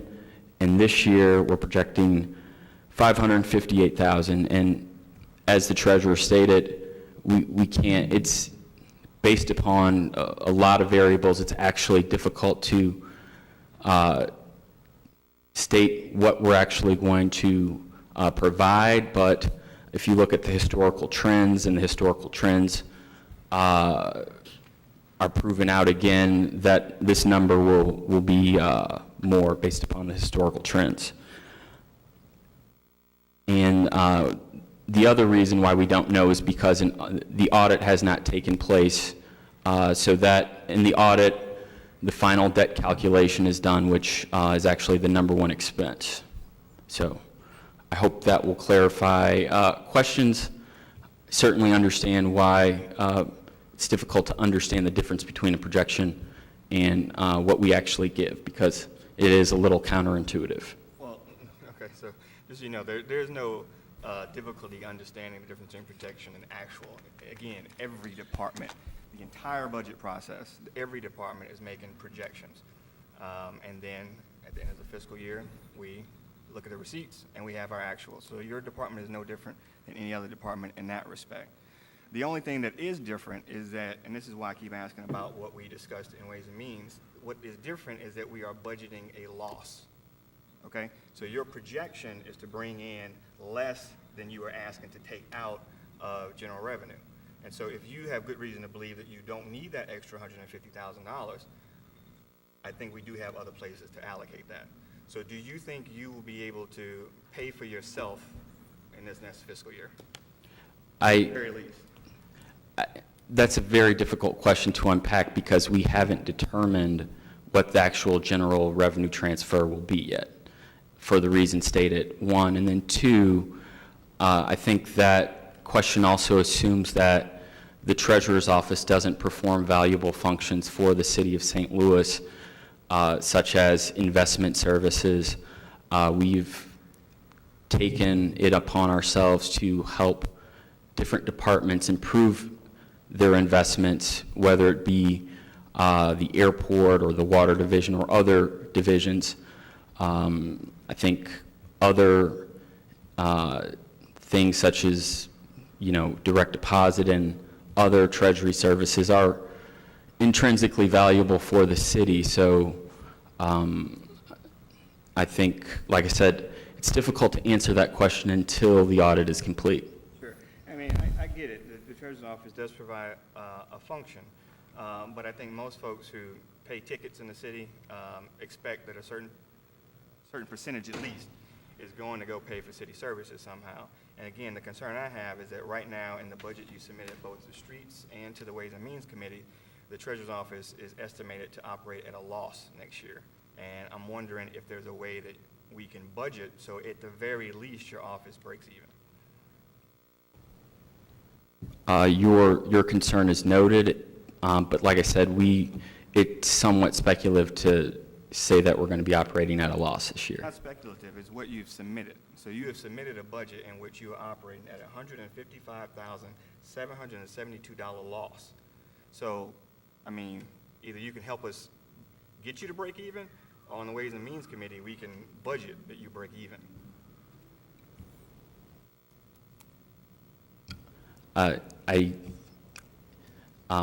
As stated, our expected transfer, like I said, is projected for, like I said, something that is in line with previous years in which we've actually given more, significantly more. So. Okay, so if your actual in 2015 was $1 million, why do you think that it's going to drop 40% in this actual fiscal year of 2016? I don't know if it's going, like I said, I can't calculate what it is going to be until the end of the audit, which, like I said, also runs on a different accounting system than the one that we use throughout the year, one. And then two, I guess two. Are you saying that right now, as you look at receipts to date, you think there's a chance that you might pick up an additional $400,000 in these last 30 days of the fiscal year?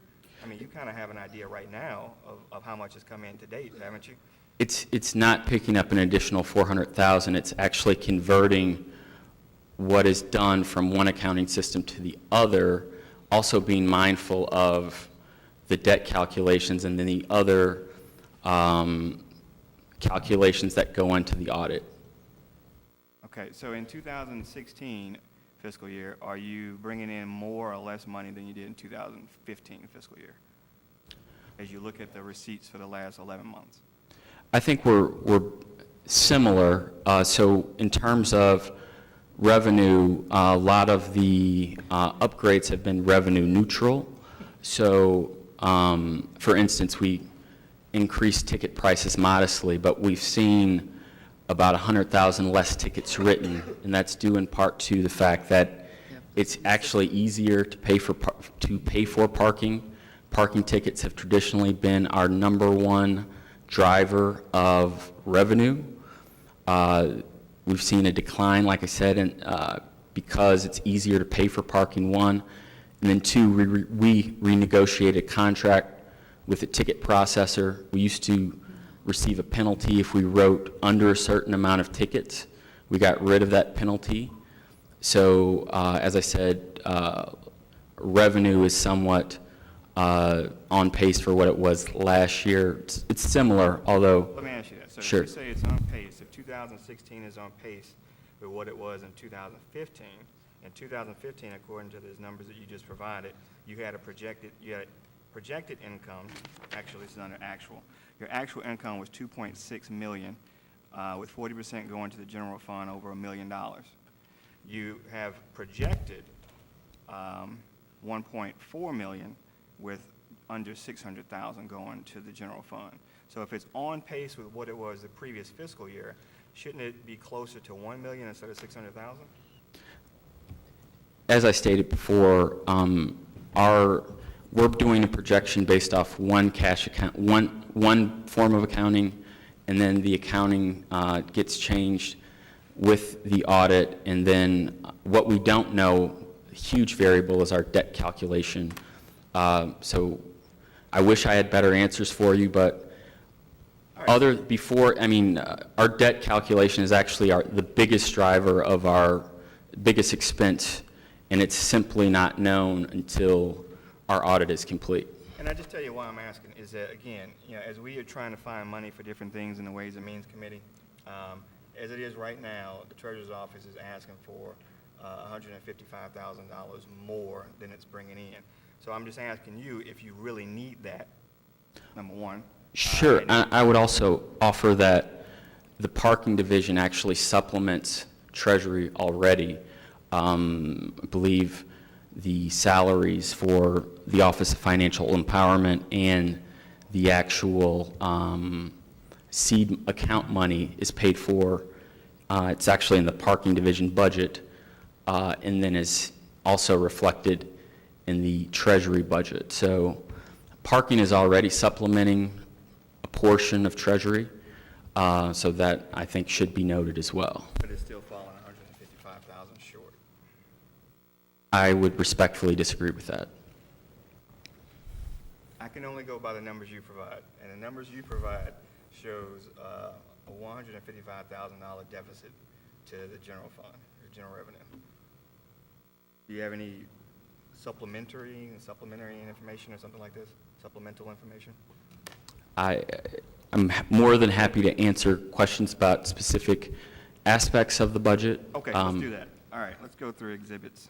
$288,000 in bank fees. What's that about? Under Fund 1520.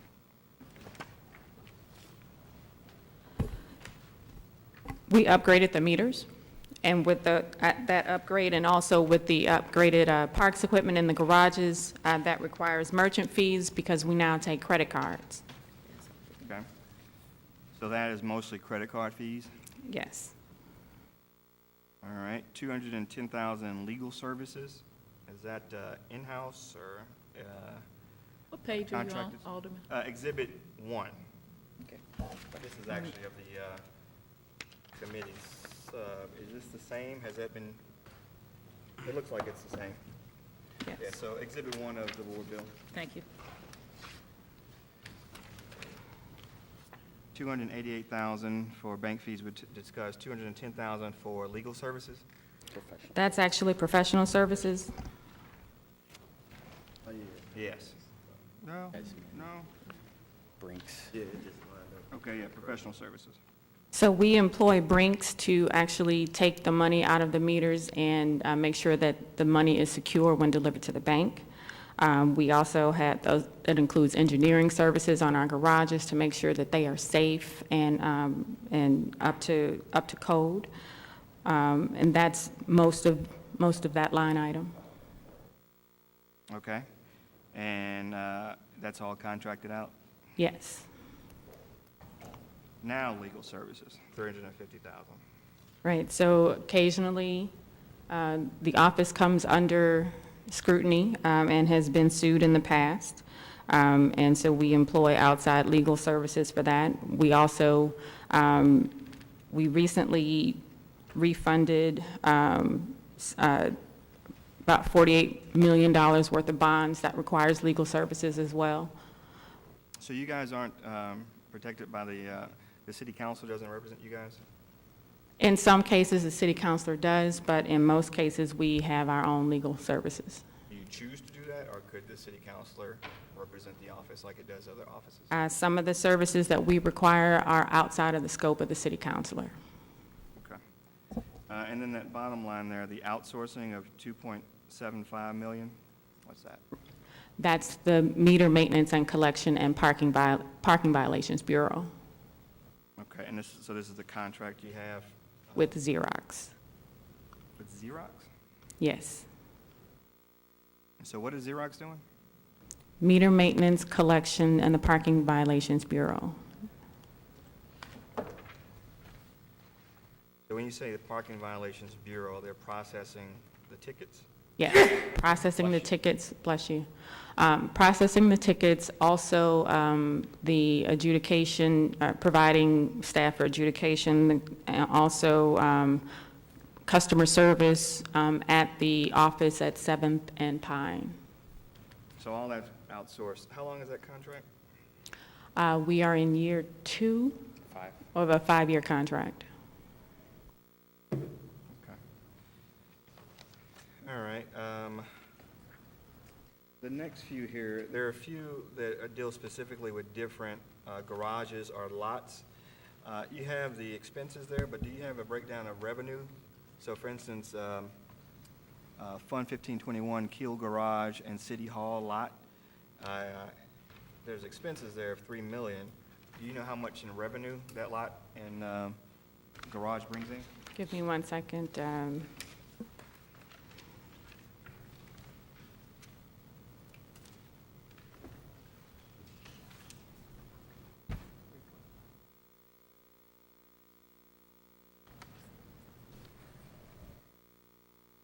For Keel, that's a little under 3.5 million.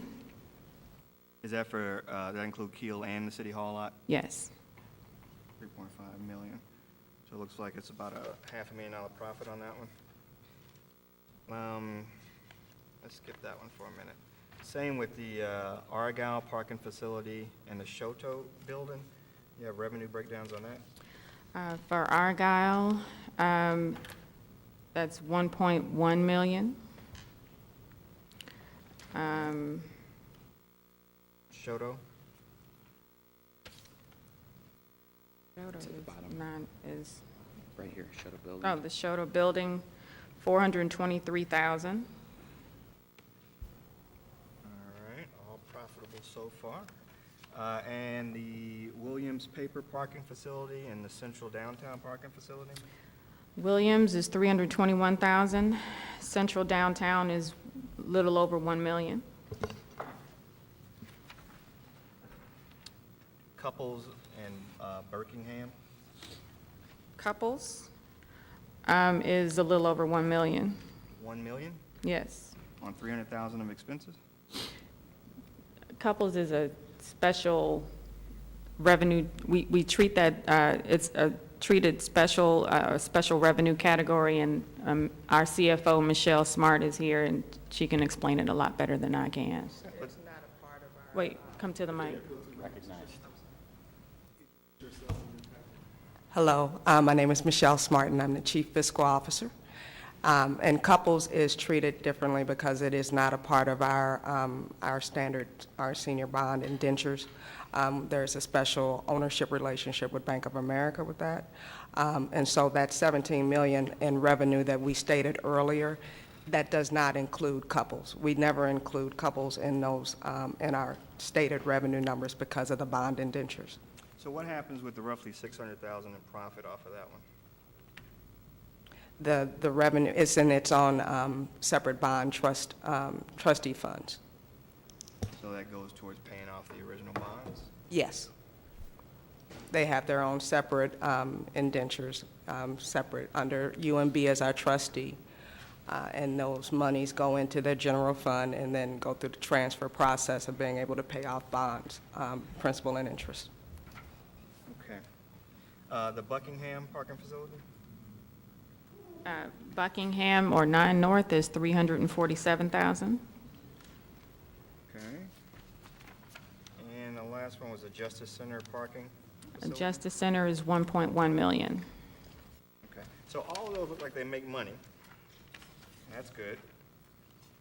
Now, the last one here, the exhibit that you had was for this Information Technology Department.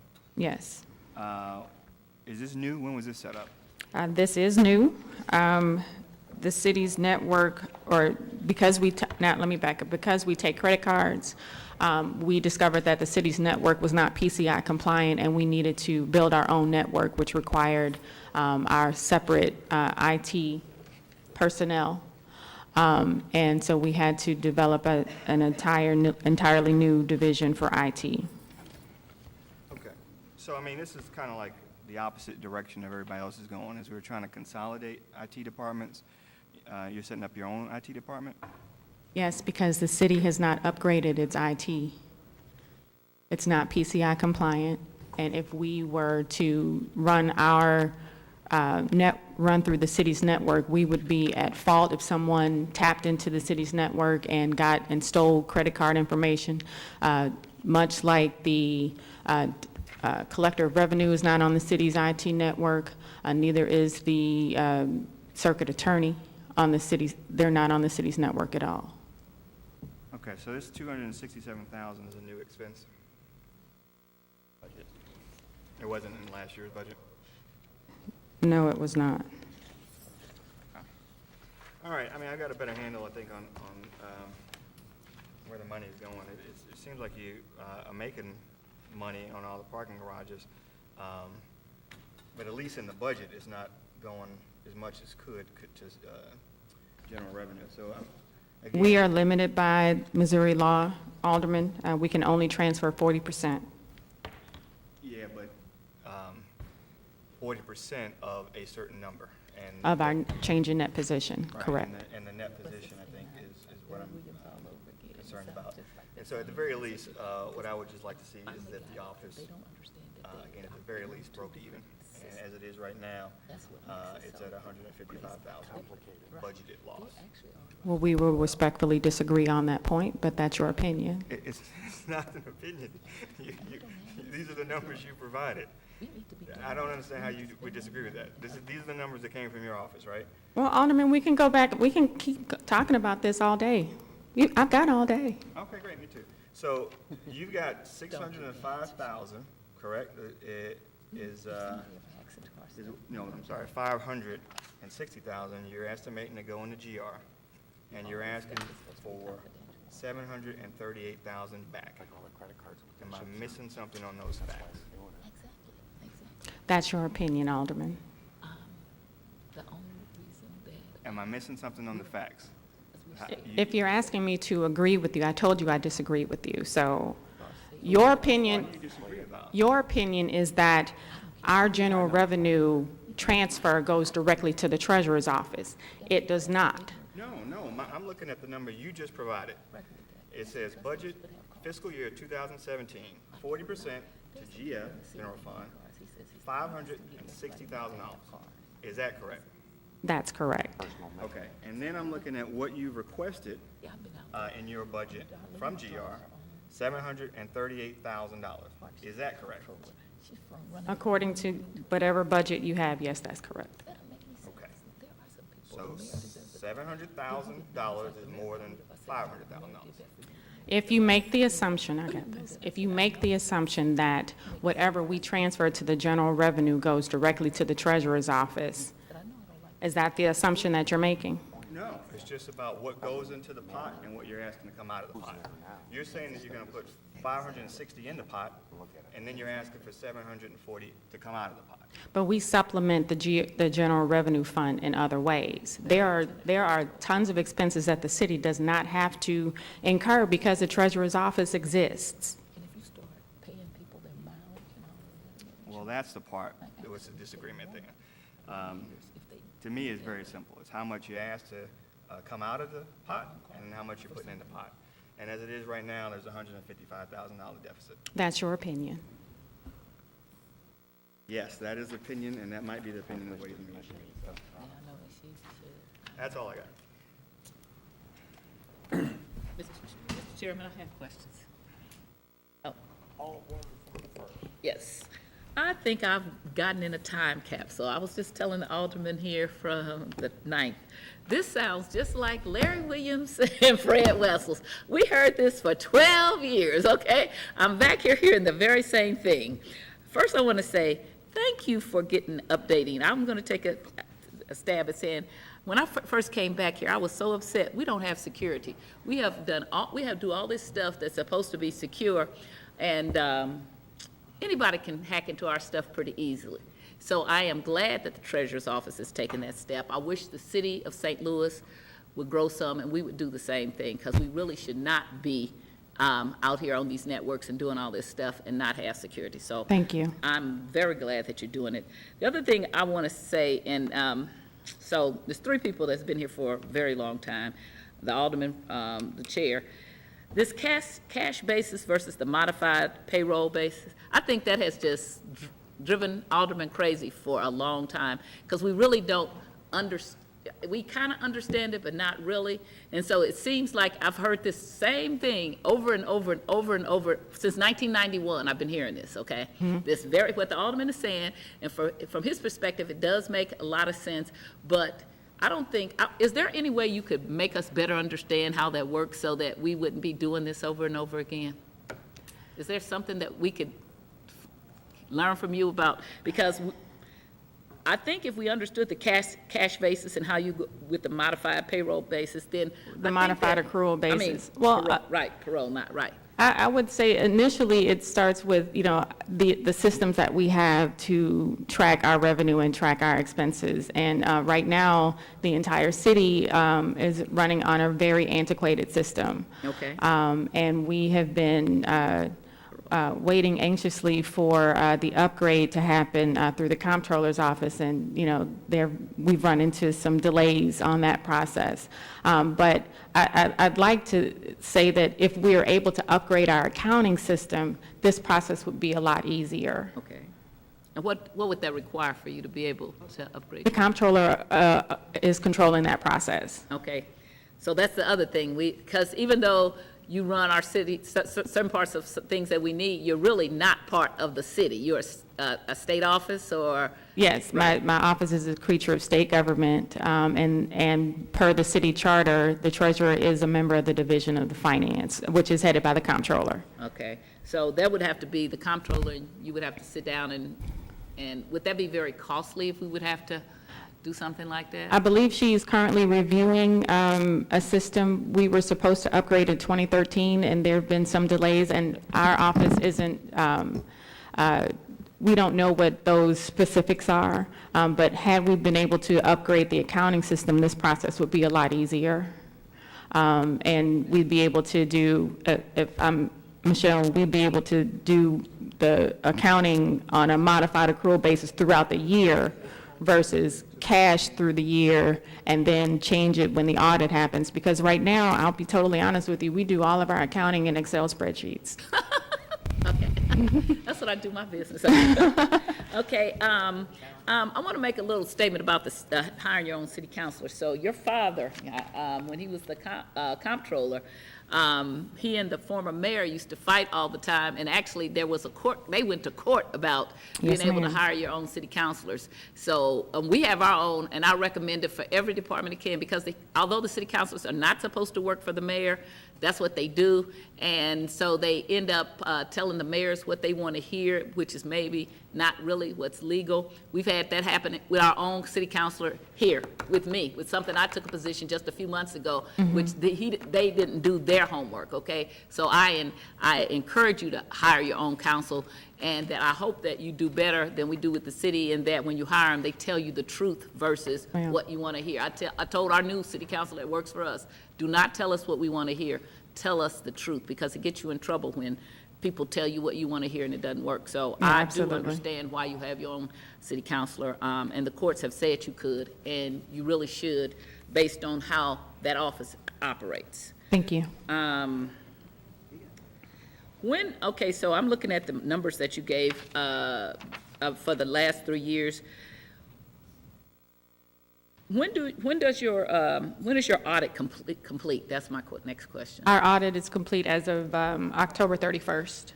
Okay, so so different timelines. No, the audit's complete October 31st, but we're on the same fiscal schedule as the city. But I thought that you said something about you wouldn't know what the exact figures were until the audit is complete? Right, because it also requires a debt calculation that's done during the audit. And then once the debt calculation is complete, which is one of our larger expenses, then we'll know what our change in net position is and how much we can transfer to the city. So we typically underestimate what the transfer number is going to be, because again, there are certain variables that we don't know. Like this year, the Blues were very successful and played a lot of postseason games. So that's revenue that we can't account for, or that we can't project, rather. The Cardinals, when they go to the playoffs every year, because we're spoiled fans, we can't project that either. So there are things there are variables within our revenue that we can't project, and then that's how we end up giving more to the general revenue fund at the end of after the audit is complete. Okay, well, but the Alderman from the 21st makes really what I think is a point that if you're just looking at numbers, so, and I see it would be a red flag for me. So you see, I guess what, last year, you projected 495 or so, and then you had $1 million, is that right? Yes, ma'am. So I think what he's looking at is, so now if you're projecting 560, and you, wouldn't that mean, well, I think his question was, wouldn't that more likely be $1.2 million that we would be expecting? And if it's not, what's the difference that makes it so that we're only projecting a couple of $100,000 more, since we had such a big difference last year? Again, that's the difference in the accounting system. Okay, so it's just the accounting system? Yes, Okay. ma'am. Okay, there's nothing that we spent extra. I know you've been converting all these meters and things over. Is that cost extra money? We took out a bond issue to do that, and that'll be paid off. Well, we'll have our return on investment in 2 years on that. No, it actually, our budget is less, $700,000 less than it was last year. Okay. That's all my questions. Thank you. Mr. President, you. Yeah, I got something, plus somebody else. Yes, right on. They're gonna change First- the tape, so just hold it for a Oh, he's changing the tape. Okay.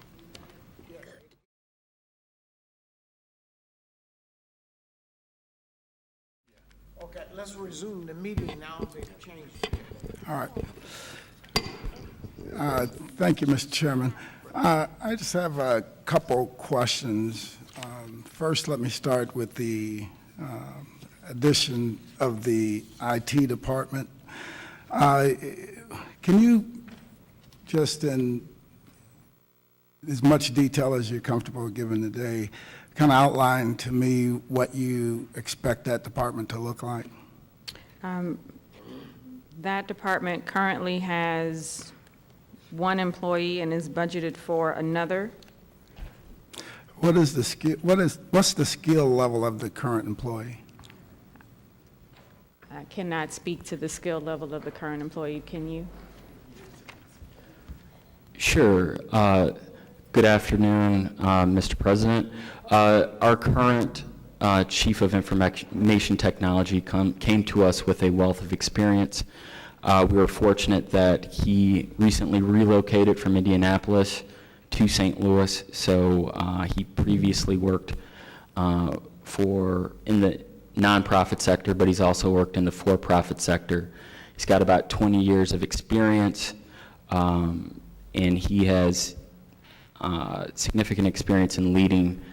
He's been a chief information officer, like I said, both in the nonprofit sector, and he's worked in the private sector before. So we're fortunate to have him. He's helped us go from an organization that could not accept credit cards, had outdated computers, to one in which we are PCI compliant and planning on expanding what we do in our garages as far as connectivity. Currently, we are operating in an environment where a lot of our garages are in silos. He's helping us update our network so that the garages can be operated from a central place. Okay. We see that being done by St. Louis Parking and other private operators. Okay, all right, that's good. I guess what I'm after is to really truly understand how one person, because you can buy PCI compliant solutions right out of the box, install them, and bingo, you're PCI compliant. I can take any coffee shop or whatever across the city of St. Louis, across the United States, get an out-of-the-box solution, install and say that they're PCI compliant. But the real challenge in being PCI compliant is really understanding the network vulnerabilities, having a team of people combing through that stuff each and every day, and having disaster recovery procedures in place, off-site stores, all this other stuff, right? So I think that, you know, and I'm an IT professional also, just in fair disclosure, with 35, almost 40 years of experience, 35 years experience. And I would not trust a system or a solution for a major city like the city of St. Louis with one guy, right? I think that's dicey at best. Two guys, two girls, and I'm at dicey at best. You need a team of people, especially in today's networking environment, to manage something like that. But at the end of the day, it's the city that's at risk. It's not. It wouldn't be the treasurer's office. It'll be the city of St. Louis that's at risk. And to have $300,000 ongoing, continually every year, or more. Because truly to have a solution like this that really works, that's bulletproof, you're looking at $1 million, $2 million, because there's just so much else that goes along with it. It's not just putting up a firewall and you know, and putting a semi secure server in place. So can you talk any more to that? Sure, and I think I should also provide the context. There are two people, as you noted, budgeted in this position, and our Chief Technology Officer is not the only person that works on technology issues for our office. He, in essence, both does the hands-on work for IT, but he also works with our outside vendors. So we, Yeah, not to cut Sure. you off, but that all sounds very problematic from a enterprise level, you know, IT solution, right? You have a chief technology officer that's also responsible for managing, in this case, between the two people, managing the firewall, making sure that all security holes are plugged. I mean, this is a very complex, high-risk area that you guys are treading into, and you need a team to be able to handle that, and $300,000 isn't going to get you there. $300,000 will make it where if you, from a enterprise industry standards solution to be able to manage a city, this won't get us there. And I'm telling you from a guy that deals in this area every day, you're not going to get there from there. But we have an opportunity to get there by partnering with the IT services department, have the IT services department take on that task and put those funds there, because then they can augment their services to be able to handle it. But just to have one guy sitting there managing that data, and you've had to hear some of the news reports across the, you know, especially the last couple of years, major corporations that are involved in this stuff, and they're getting credit cards stolen left and right. So one guy, I don't care how good he is not going to work. Sure, so I would offer a little more context. One, our IT director does work with the city's IT services. Two, we work also with the vendor, so he's not doing all of this work himself. For instance, our mobile vendor, Park Mobile, who's responsible for Park Louis, they have their own IT. They have their own back end. He works with those people. So if there's a Park Mobile issue, we have both our IT person and we have the Park Mobile person. Again. The same with Xerox, our prime vendor. Hold on a second. And I understand those relationships. I'm talking about the risk that the city will be under by having a substandard solution on something that notably is very important. This is not an area that you approach in this way. If, you know, the liability and everything at the end of the day is going to be on us, right? The city of St. Louis. if credit cards are stolen, it's going to be on us. The city of St. Louis, not consider treasurer's office, not consider, it's the city of St. Louis. So, you know, I am very uncomfortable with that solution because I've operated in that area. I know what it takes. I know about the various different out-of-box solutions you can put in place and everything. And there are guys out there that can poke a hole in them in less than 5 minutes. It'd be different if you were a small operation, a coffee shop or something like that, but a major city, I think that's problematic. I'm going to leave that one there right now.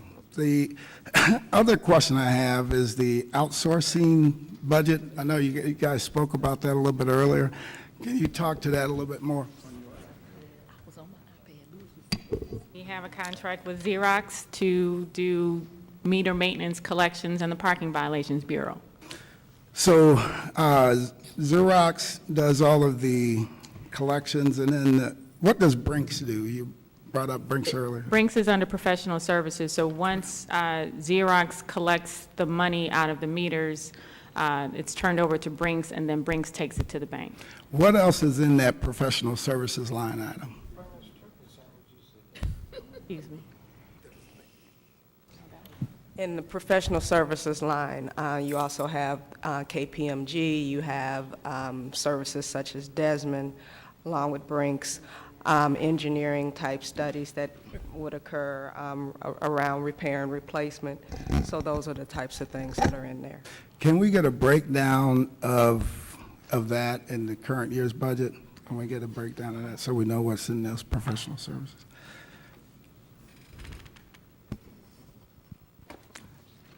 And then earlier you stated that certain legal services are outside the scope of the city counsel's office. Can you speak a little bit more to that? We did, so for example, we did a bond refunding in December of one of our master indentures that covers several garages. And we used, excuse me, Armstrong Teasdale as bond counsel. So it's mainly as it relates to bond. No, I just gave you one example. Okay, but what other? We had a major employment suit just a couple years ago, and we used outside counsel for that as well. Okay. Anything expected in this upcoming year's budget that we don't know about? You never know who's going to sue you. Yeah, that's true.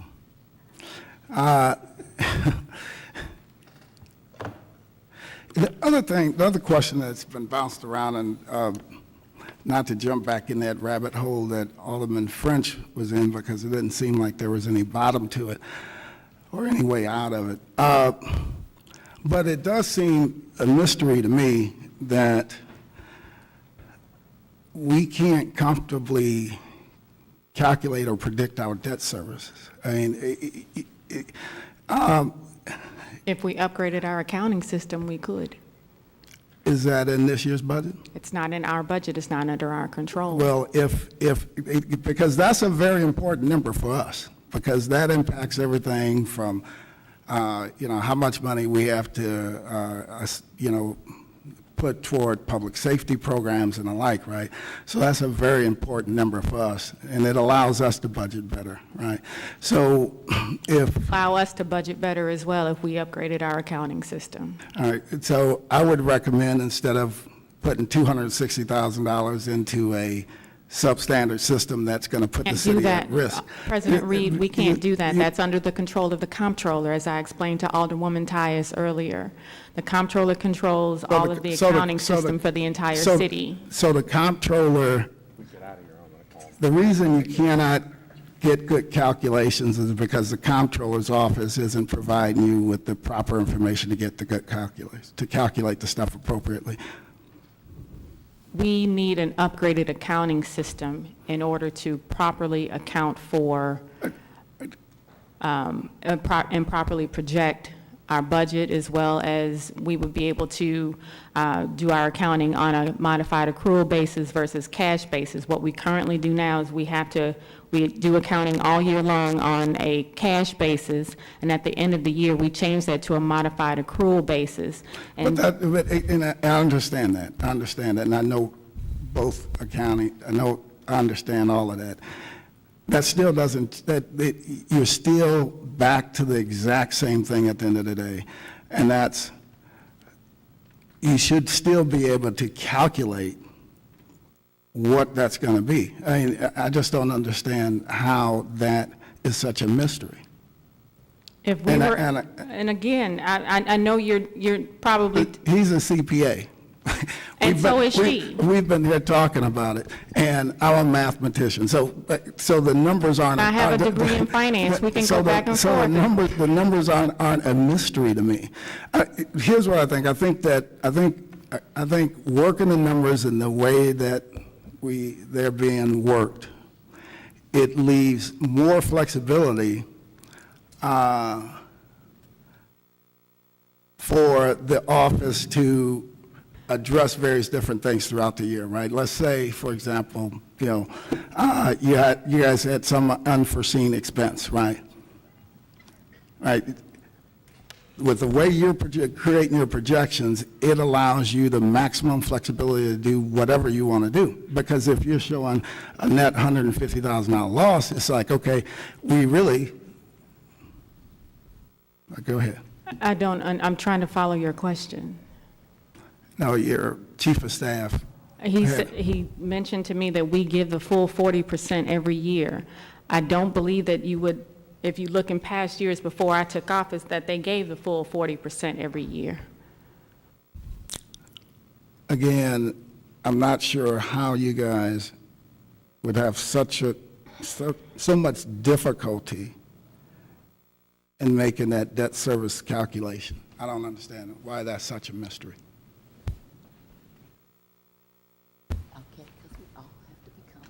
But you said if we get an upgrade in the system from the comptroller, we'll be able to do a better job of doing that. Yes, we will. We've looked at What would getting be our the own, cost? we don't know. At one point, we did look at getting our own accounting system, but we cannot because we are a part of the Division of Finance. The comptroller does pay all of our bills, so we have to follow the rules that the comptroller sets in the Division of Finance. So we can't just jump off the financial network that the comptroller sets. Okay. That's all the questions I have for now. Are there any other questions on Board Bill 55?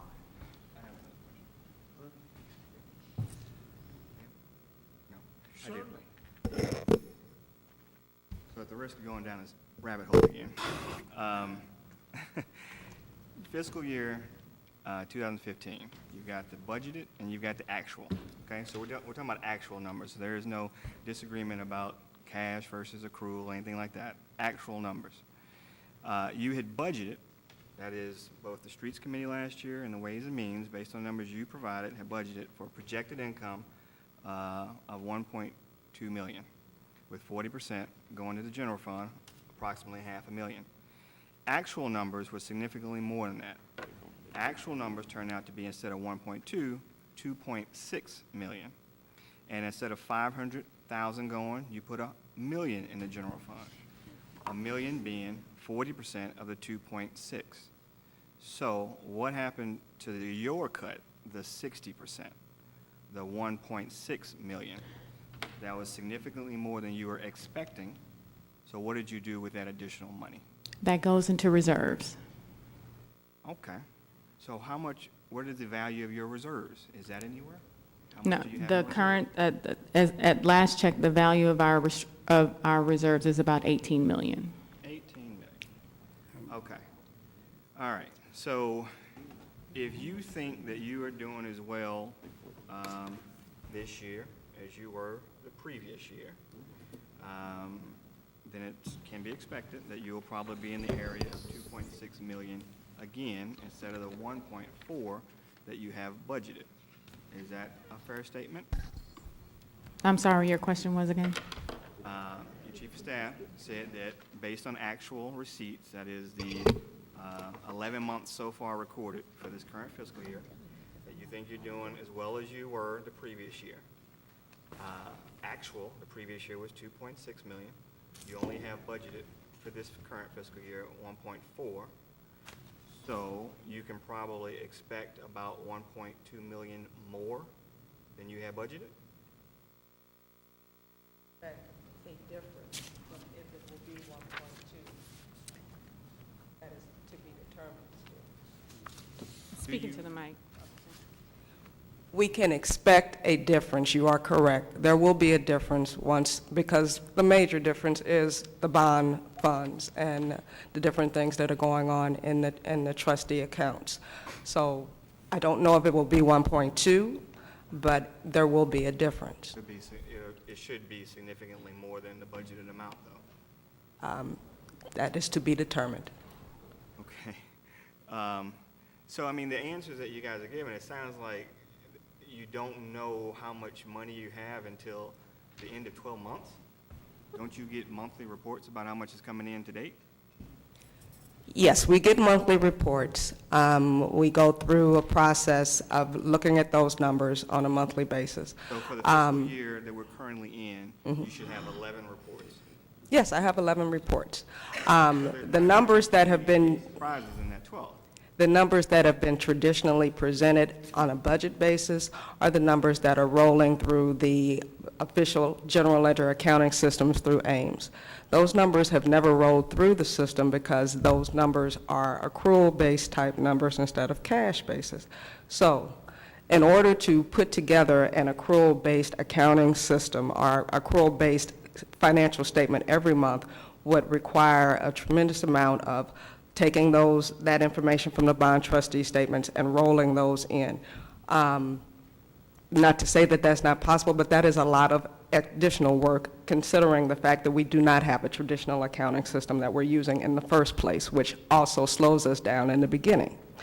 Now, and also I wanted to talk about the fact that Well, let me just start there. So based on what you said, so how does your office operate? Your office only operates on the budgeted amount, not the actual amount coming in? And so at the end of the 12-month period, you are surprised by an additional 1.2 million and you decide how to spend it? no, that's not the process. It's not a surprise, but it is a fact of being able to create a financial statement that truly gives your position. That is not happening on a monthly basis because to do that in the current system that we have would be too labor-intensive to go through that. Now, today, at 11 months into the fiscal year, you have no idea and cannot tell us in any way how much more than the budgeted amount you have brought in. I won't say that we don't have an idea, but we do have some, yes, we are aware of what's going on, but How much more? to give you that definite number, I cannot give you that because that is not, because you have to go through, not only through the bond trustee statements, but you also have to go through looking at every revenue account that you have from an accrual basis versus a cash basis. You have to go through all your expenditures, looking at it from an accrual versus a cash basis. And there are timing differences that occur at the end of every fiscal year. It is not feasible for me to tell you an estimate of what that will be at this point. Okay, that is unbelievable to me if you're telling me that you can't tell not only us, but like citizens, how much the Treasurer's Office is bringing in 11 months into the fiscal year.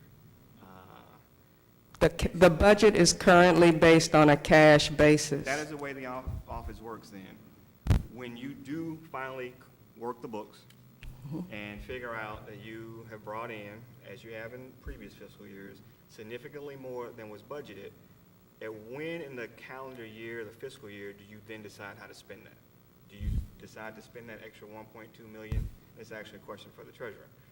Do you then decide to spend that extra money in that last week or so of the fiscal year? How does that work? No, we only spend the money that we budgeted. We stay within our budget, and the money that comes after the 60% that goes into our reserve fund. We only spend the money that's in our budget. Right. So if we decide on the budget committee to make your budget balance,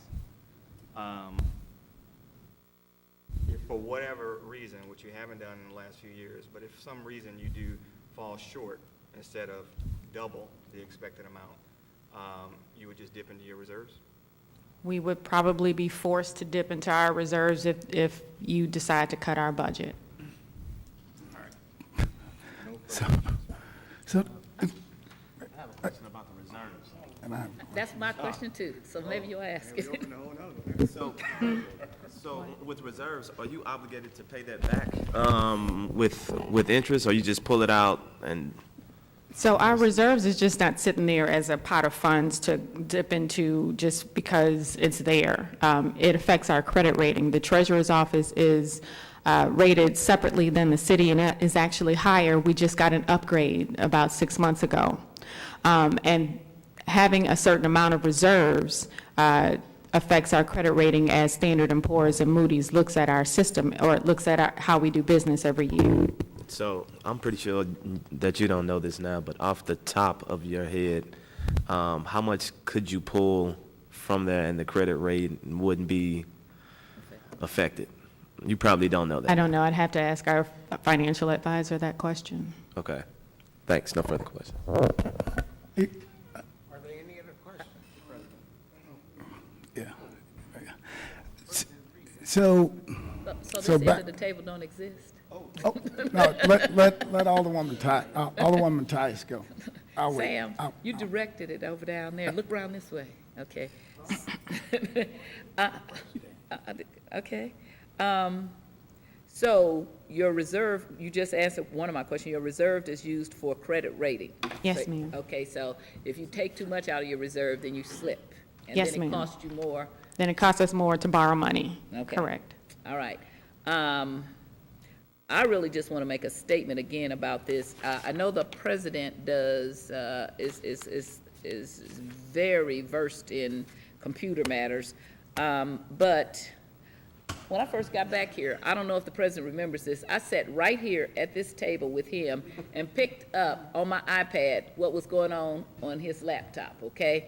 In my actual office right now, I cannot pick up the city's, I cannot use the Wi-Fi in my office. I have to come out of my office. So although he is disturbed by what you're doing, I'm, again, encouraging you to do more, because this is awful that we have here. This is for this to be a city, and we're supposed to be the Board of Aldermen and the mayor's office. I was shocked when I got back here and found out we didn't have any security. I kept saying, anybody can get on. I'm like, what is the password? Anybody can get on this stuff. So he may have concerns, but I have more concerns about if you were using this. So at least you are taking some steps that if there was a problem, you could say, we're taking some steps to try to correct it, because using this city service is horrible, okay? And we all know it, and it depends on where you are. In the chambers, you might be able to get one. Wi-Fi, like I said, in my office, you can't get Wi-Fi. In fact, we can't even hear. And my office was right next to the leisure room. I can't hear when there's an announcement that's going on. So I really do, I hope that, I want to say this to the alderman from the 21st Ward. Since you're on Ways and Means, and especially to the president, why don't we just put in some money to convert it? I've heard this for 20-something years about this very same thing. This is a whole new treasurer, whole new set of people saying the same thing I've heard over and over and over again. I would hope that the Board of E&A would give them enough money so we can have this changed over, and I hope that the comptroller agrees to this, so that then we won't have to hear this anymore. Because I have heard it for 20-something years, and it's not just from her. It was from Larry. It was Fred Wessels asking the questions. So I don't see why we haven't done that. That would make more sense to me. Then we wouldn't have to hear this. That's just my suggestion. I think that's good. Yes. Thank you. Thank you, and that is a good suggestion. I hate to, but I have to go in the rabbit hole one more time. So, do you know what your debt is? Michelle? So you know what your debt is. Do you know what your rate is? Our interest rates, Yeah. they vary depending on, But someplace you'll have them documented, you know. because And we the have term. several different types of bonds, so yes, but we do know what those rates are. And the term. Yes, we do know the terms. So I guess if you know your debt, your rate, and your term, I still don't understand. Well, there are several investments being made within those bond trustee funds. Yeah. Constantly. Got that. So the numbers are changing constantly. Okay, but if you, and I understand that, but if you know your debt as of today, you know your rate and your term as of today, and like Alderman has said, Alderman French has said, we're 11 months into this, it seems like we should be able to get a number. And I also want On the to, debt service, on the debt service side. So, because you know, I don't know what else is missing. well, I want to emphasize as well that the budget that has always been presented forever is a cash basis budget. So to put the numbers that you're wanting us to put into the budget, which are accrual-based numbers, does not match. Yeah, I understand that, and we spoke about that earlier. But, you know, we're back to having this mystery happen at the end of every year. We're back to having a fact where you guys have $18 million in your emergency reserve account, and we have $14 million. We could use some of that in our accounts that would help us to increase the credit rating of the entire city, right? And I think that we would be better off as a city if we were able to do that versus just one office. So the way this is working isn't working for the average person on the streets of the city of St. Louis, because there are people out there with some real needs today. You know, we have a out-of-control murder rate in the city of St. Louis and so on and so forth, and we can go on down the list. But the way this is structured, there's just a huge amount of the city's money being held hostage in these accounts. And we have to figure a way to get around that. I think the average person will benefit from it. There are too many needs in the city of St. Louis right now to just turn a blind eye to it. Any other questions? Does anyone else have any more questions? No? Questions? Hey, I sat down at this end so you can see. Thank you. And also, President Reed, our IT director, is here. If you have any questions about how secure our system is, feel free to talk to him after the meeting. No, I know enough about IT to know that which one is the IT director, the guy here? Yeah, I know, I've hired hundreds and thousands of you guys all over the city. I've managed SSM's wide area and local area networks, Edward Jones, domestic, international networks, all their security systems. My brother and I, we own a company that he runs right now that does security for everything. So this is an area I deal in, and I'm telling you, and you probably know exactly what I'm talking about. We wouldn't have to go 2 miles from where we're sitting right here to get some guys to be able to poke a hole right in your network, and you wouldn't know for a week. But the risk of that is the city of St. Louis, right? So you can't do it by yourself. And that's a fair statement. I'm telling you what I know. You can't do it by yourself. They may not know that. I know that. But we can talk later, but that's what's. Thank you. I respectfully ask for the passage of, oh, that's, here we go. You have to get elected to this board to do that. Thank you, Mr. Chairman and members of the committee. President Reed, I ask that we move forward with this bill and pass it out. Board Bill 55. Okay. It's been moved and seconded that Board Bill 55 come out with a due pass recommendation. Yes. I thought he made. And I second. Right. Motion to be made and seconded. Alderman Conway. Alderman Ortman. Aye. Alderman Moore. Aye. Alderman French. Alderman Carter. Aye. Alderwoman Tyus. Alderwoman Murphy. Alderman Coatar. Alderwoman Spencer. Chairman Bosley. President Reed. Aye. 7 aye votes do pass.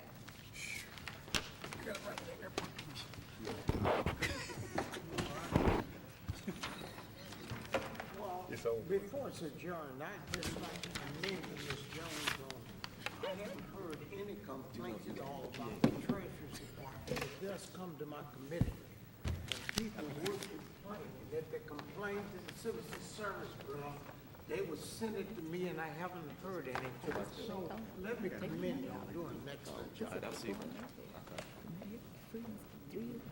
Meeting is adjourned unless you have any other questions.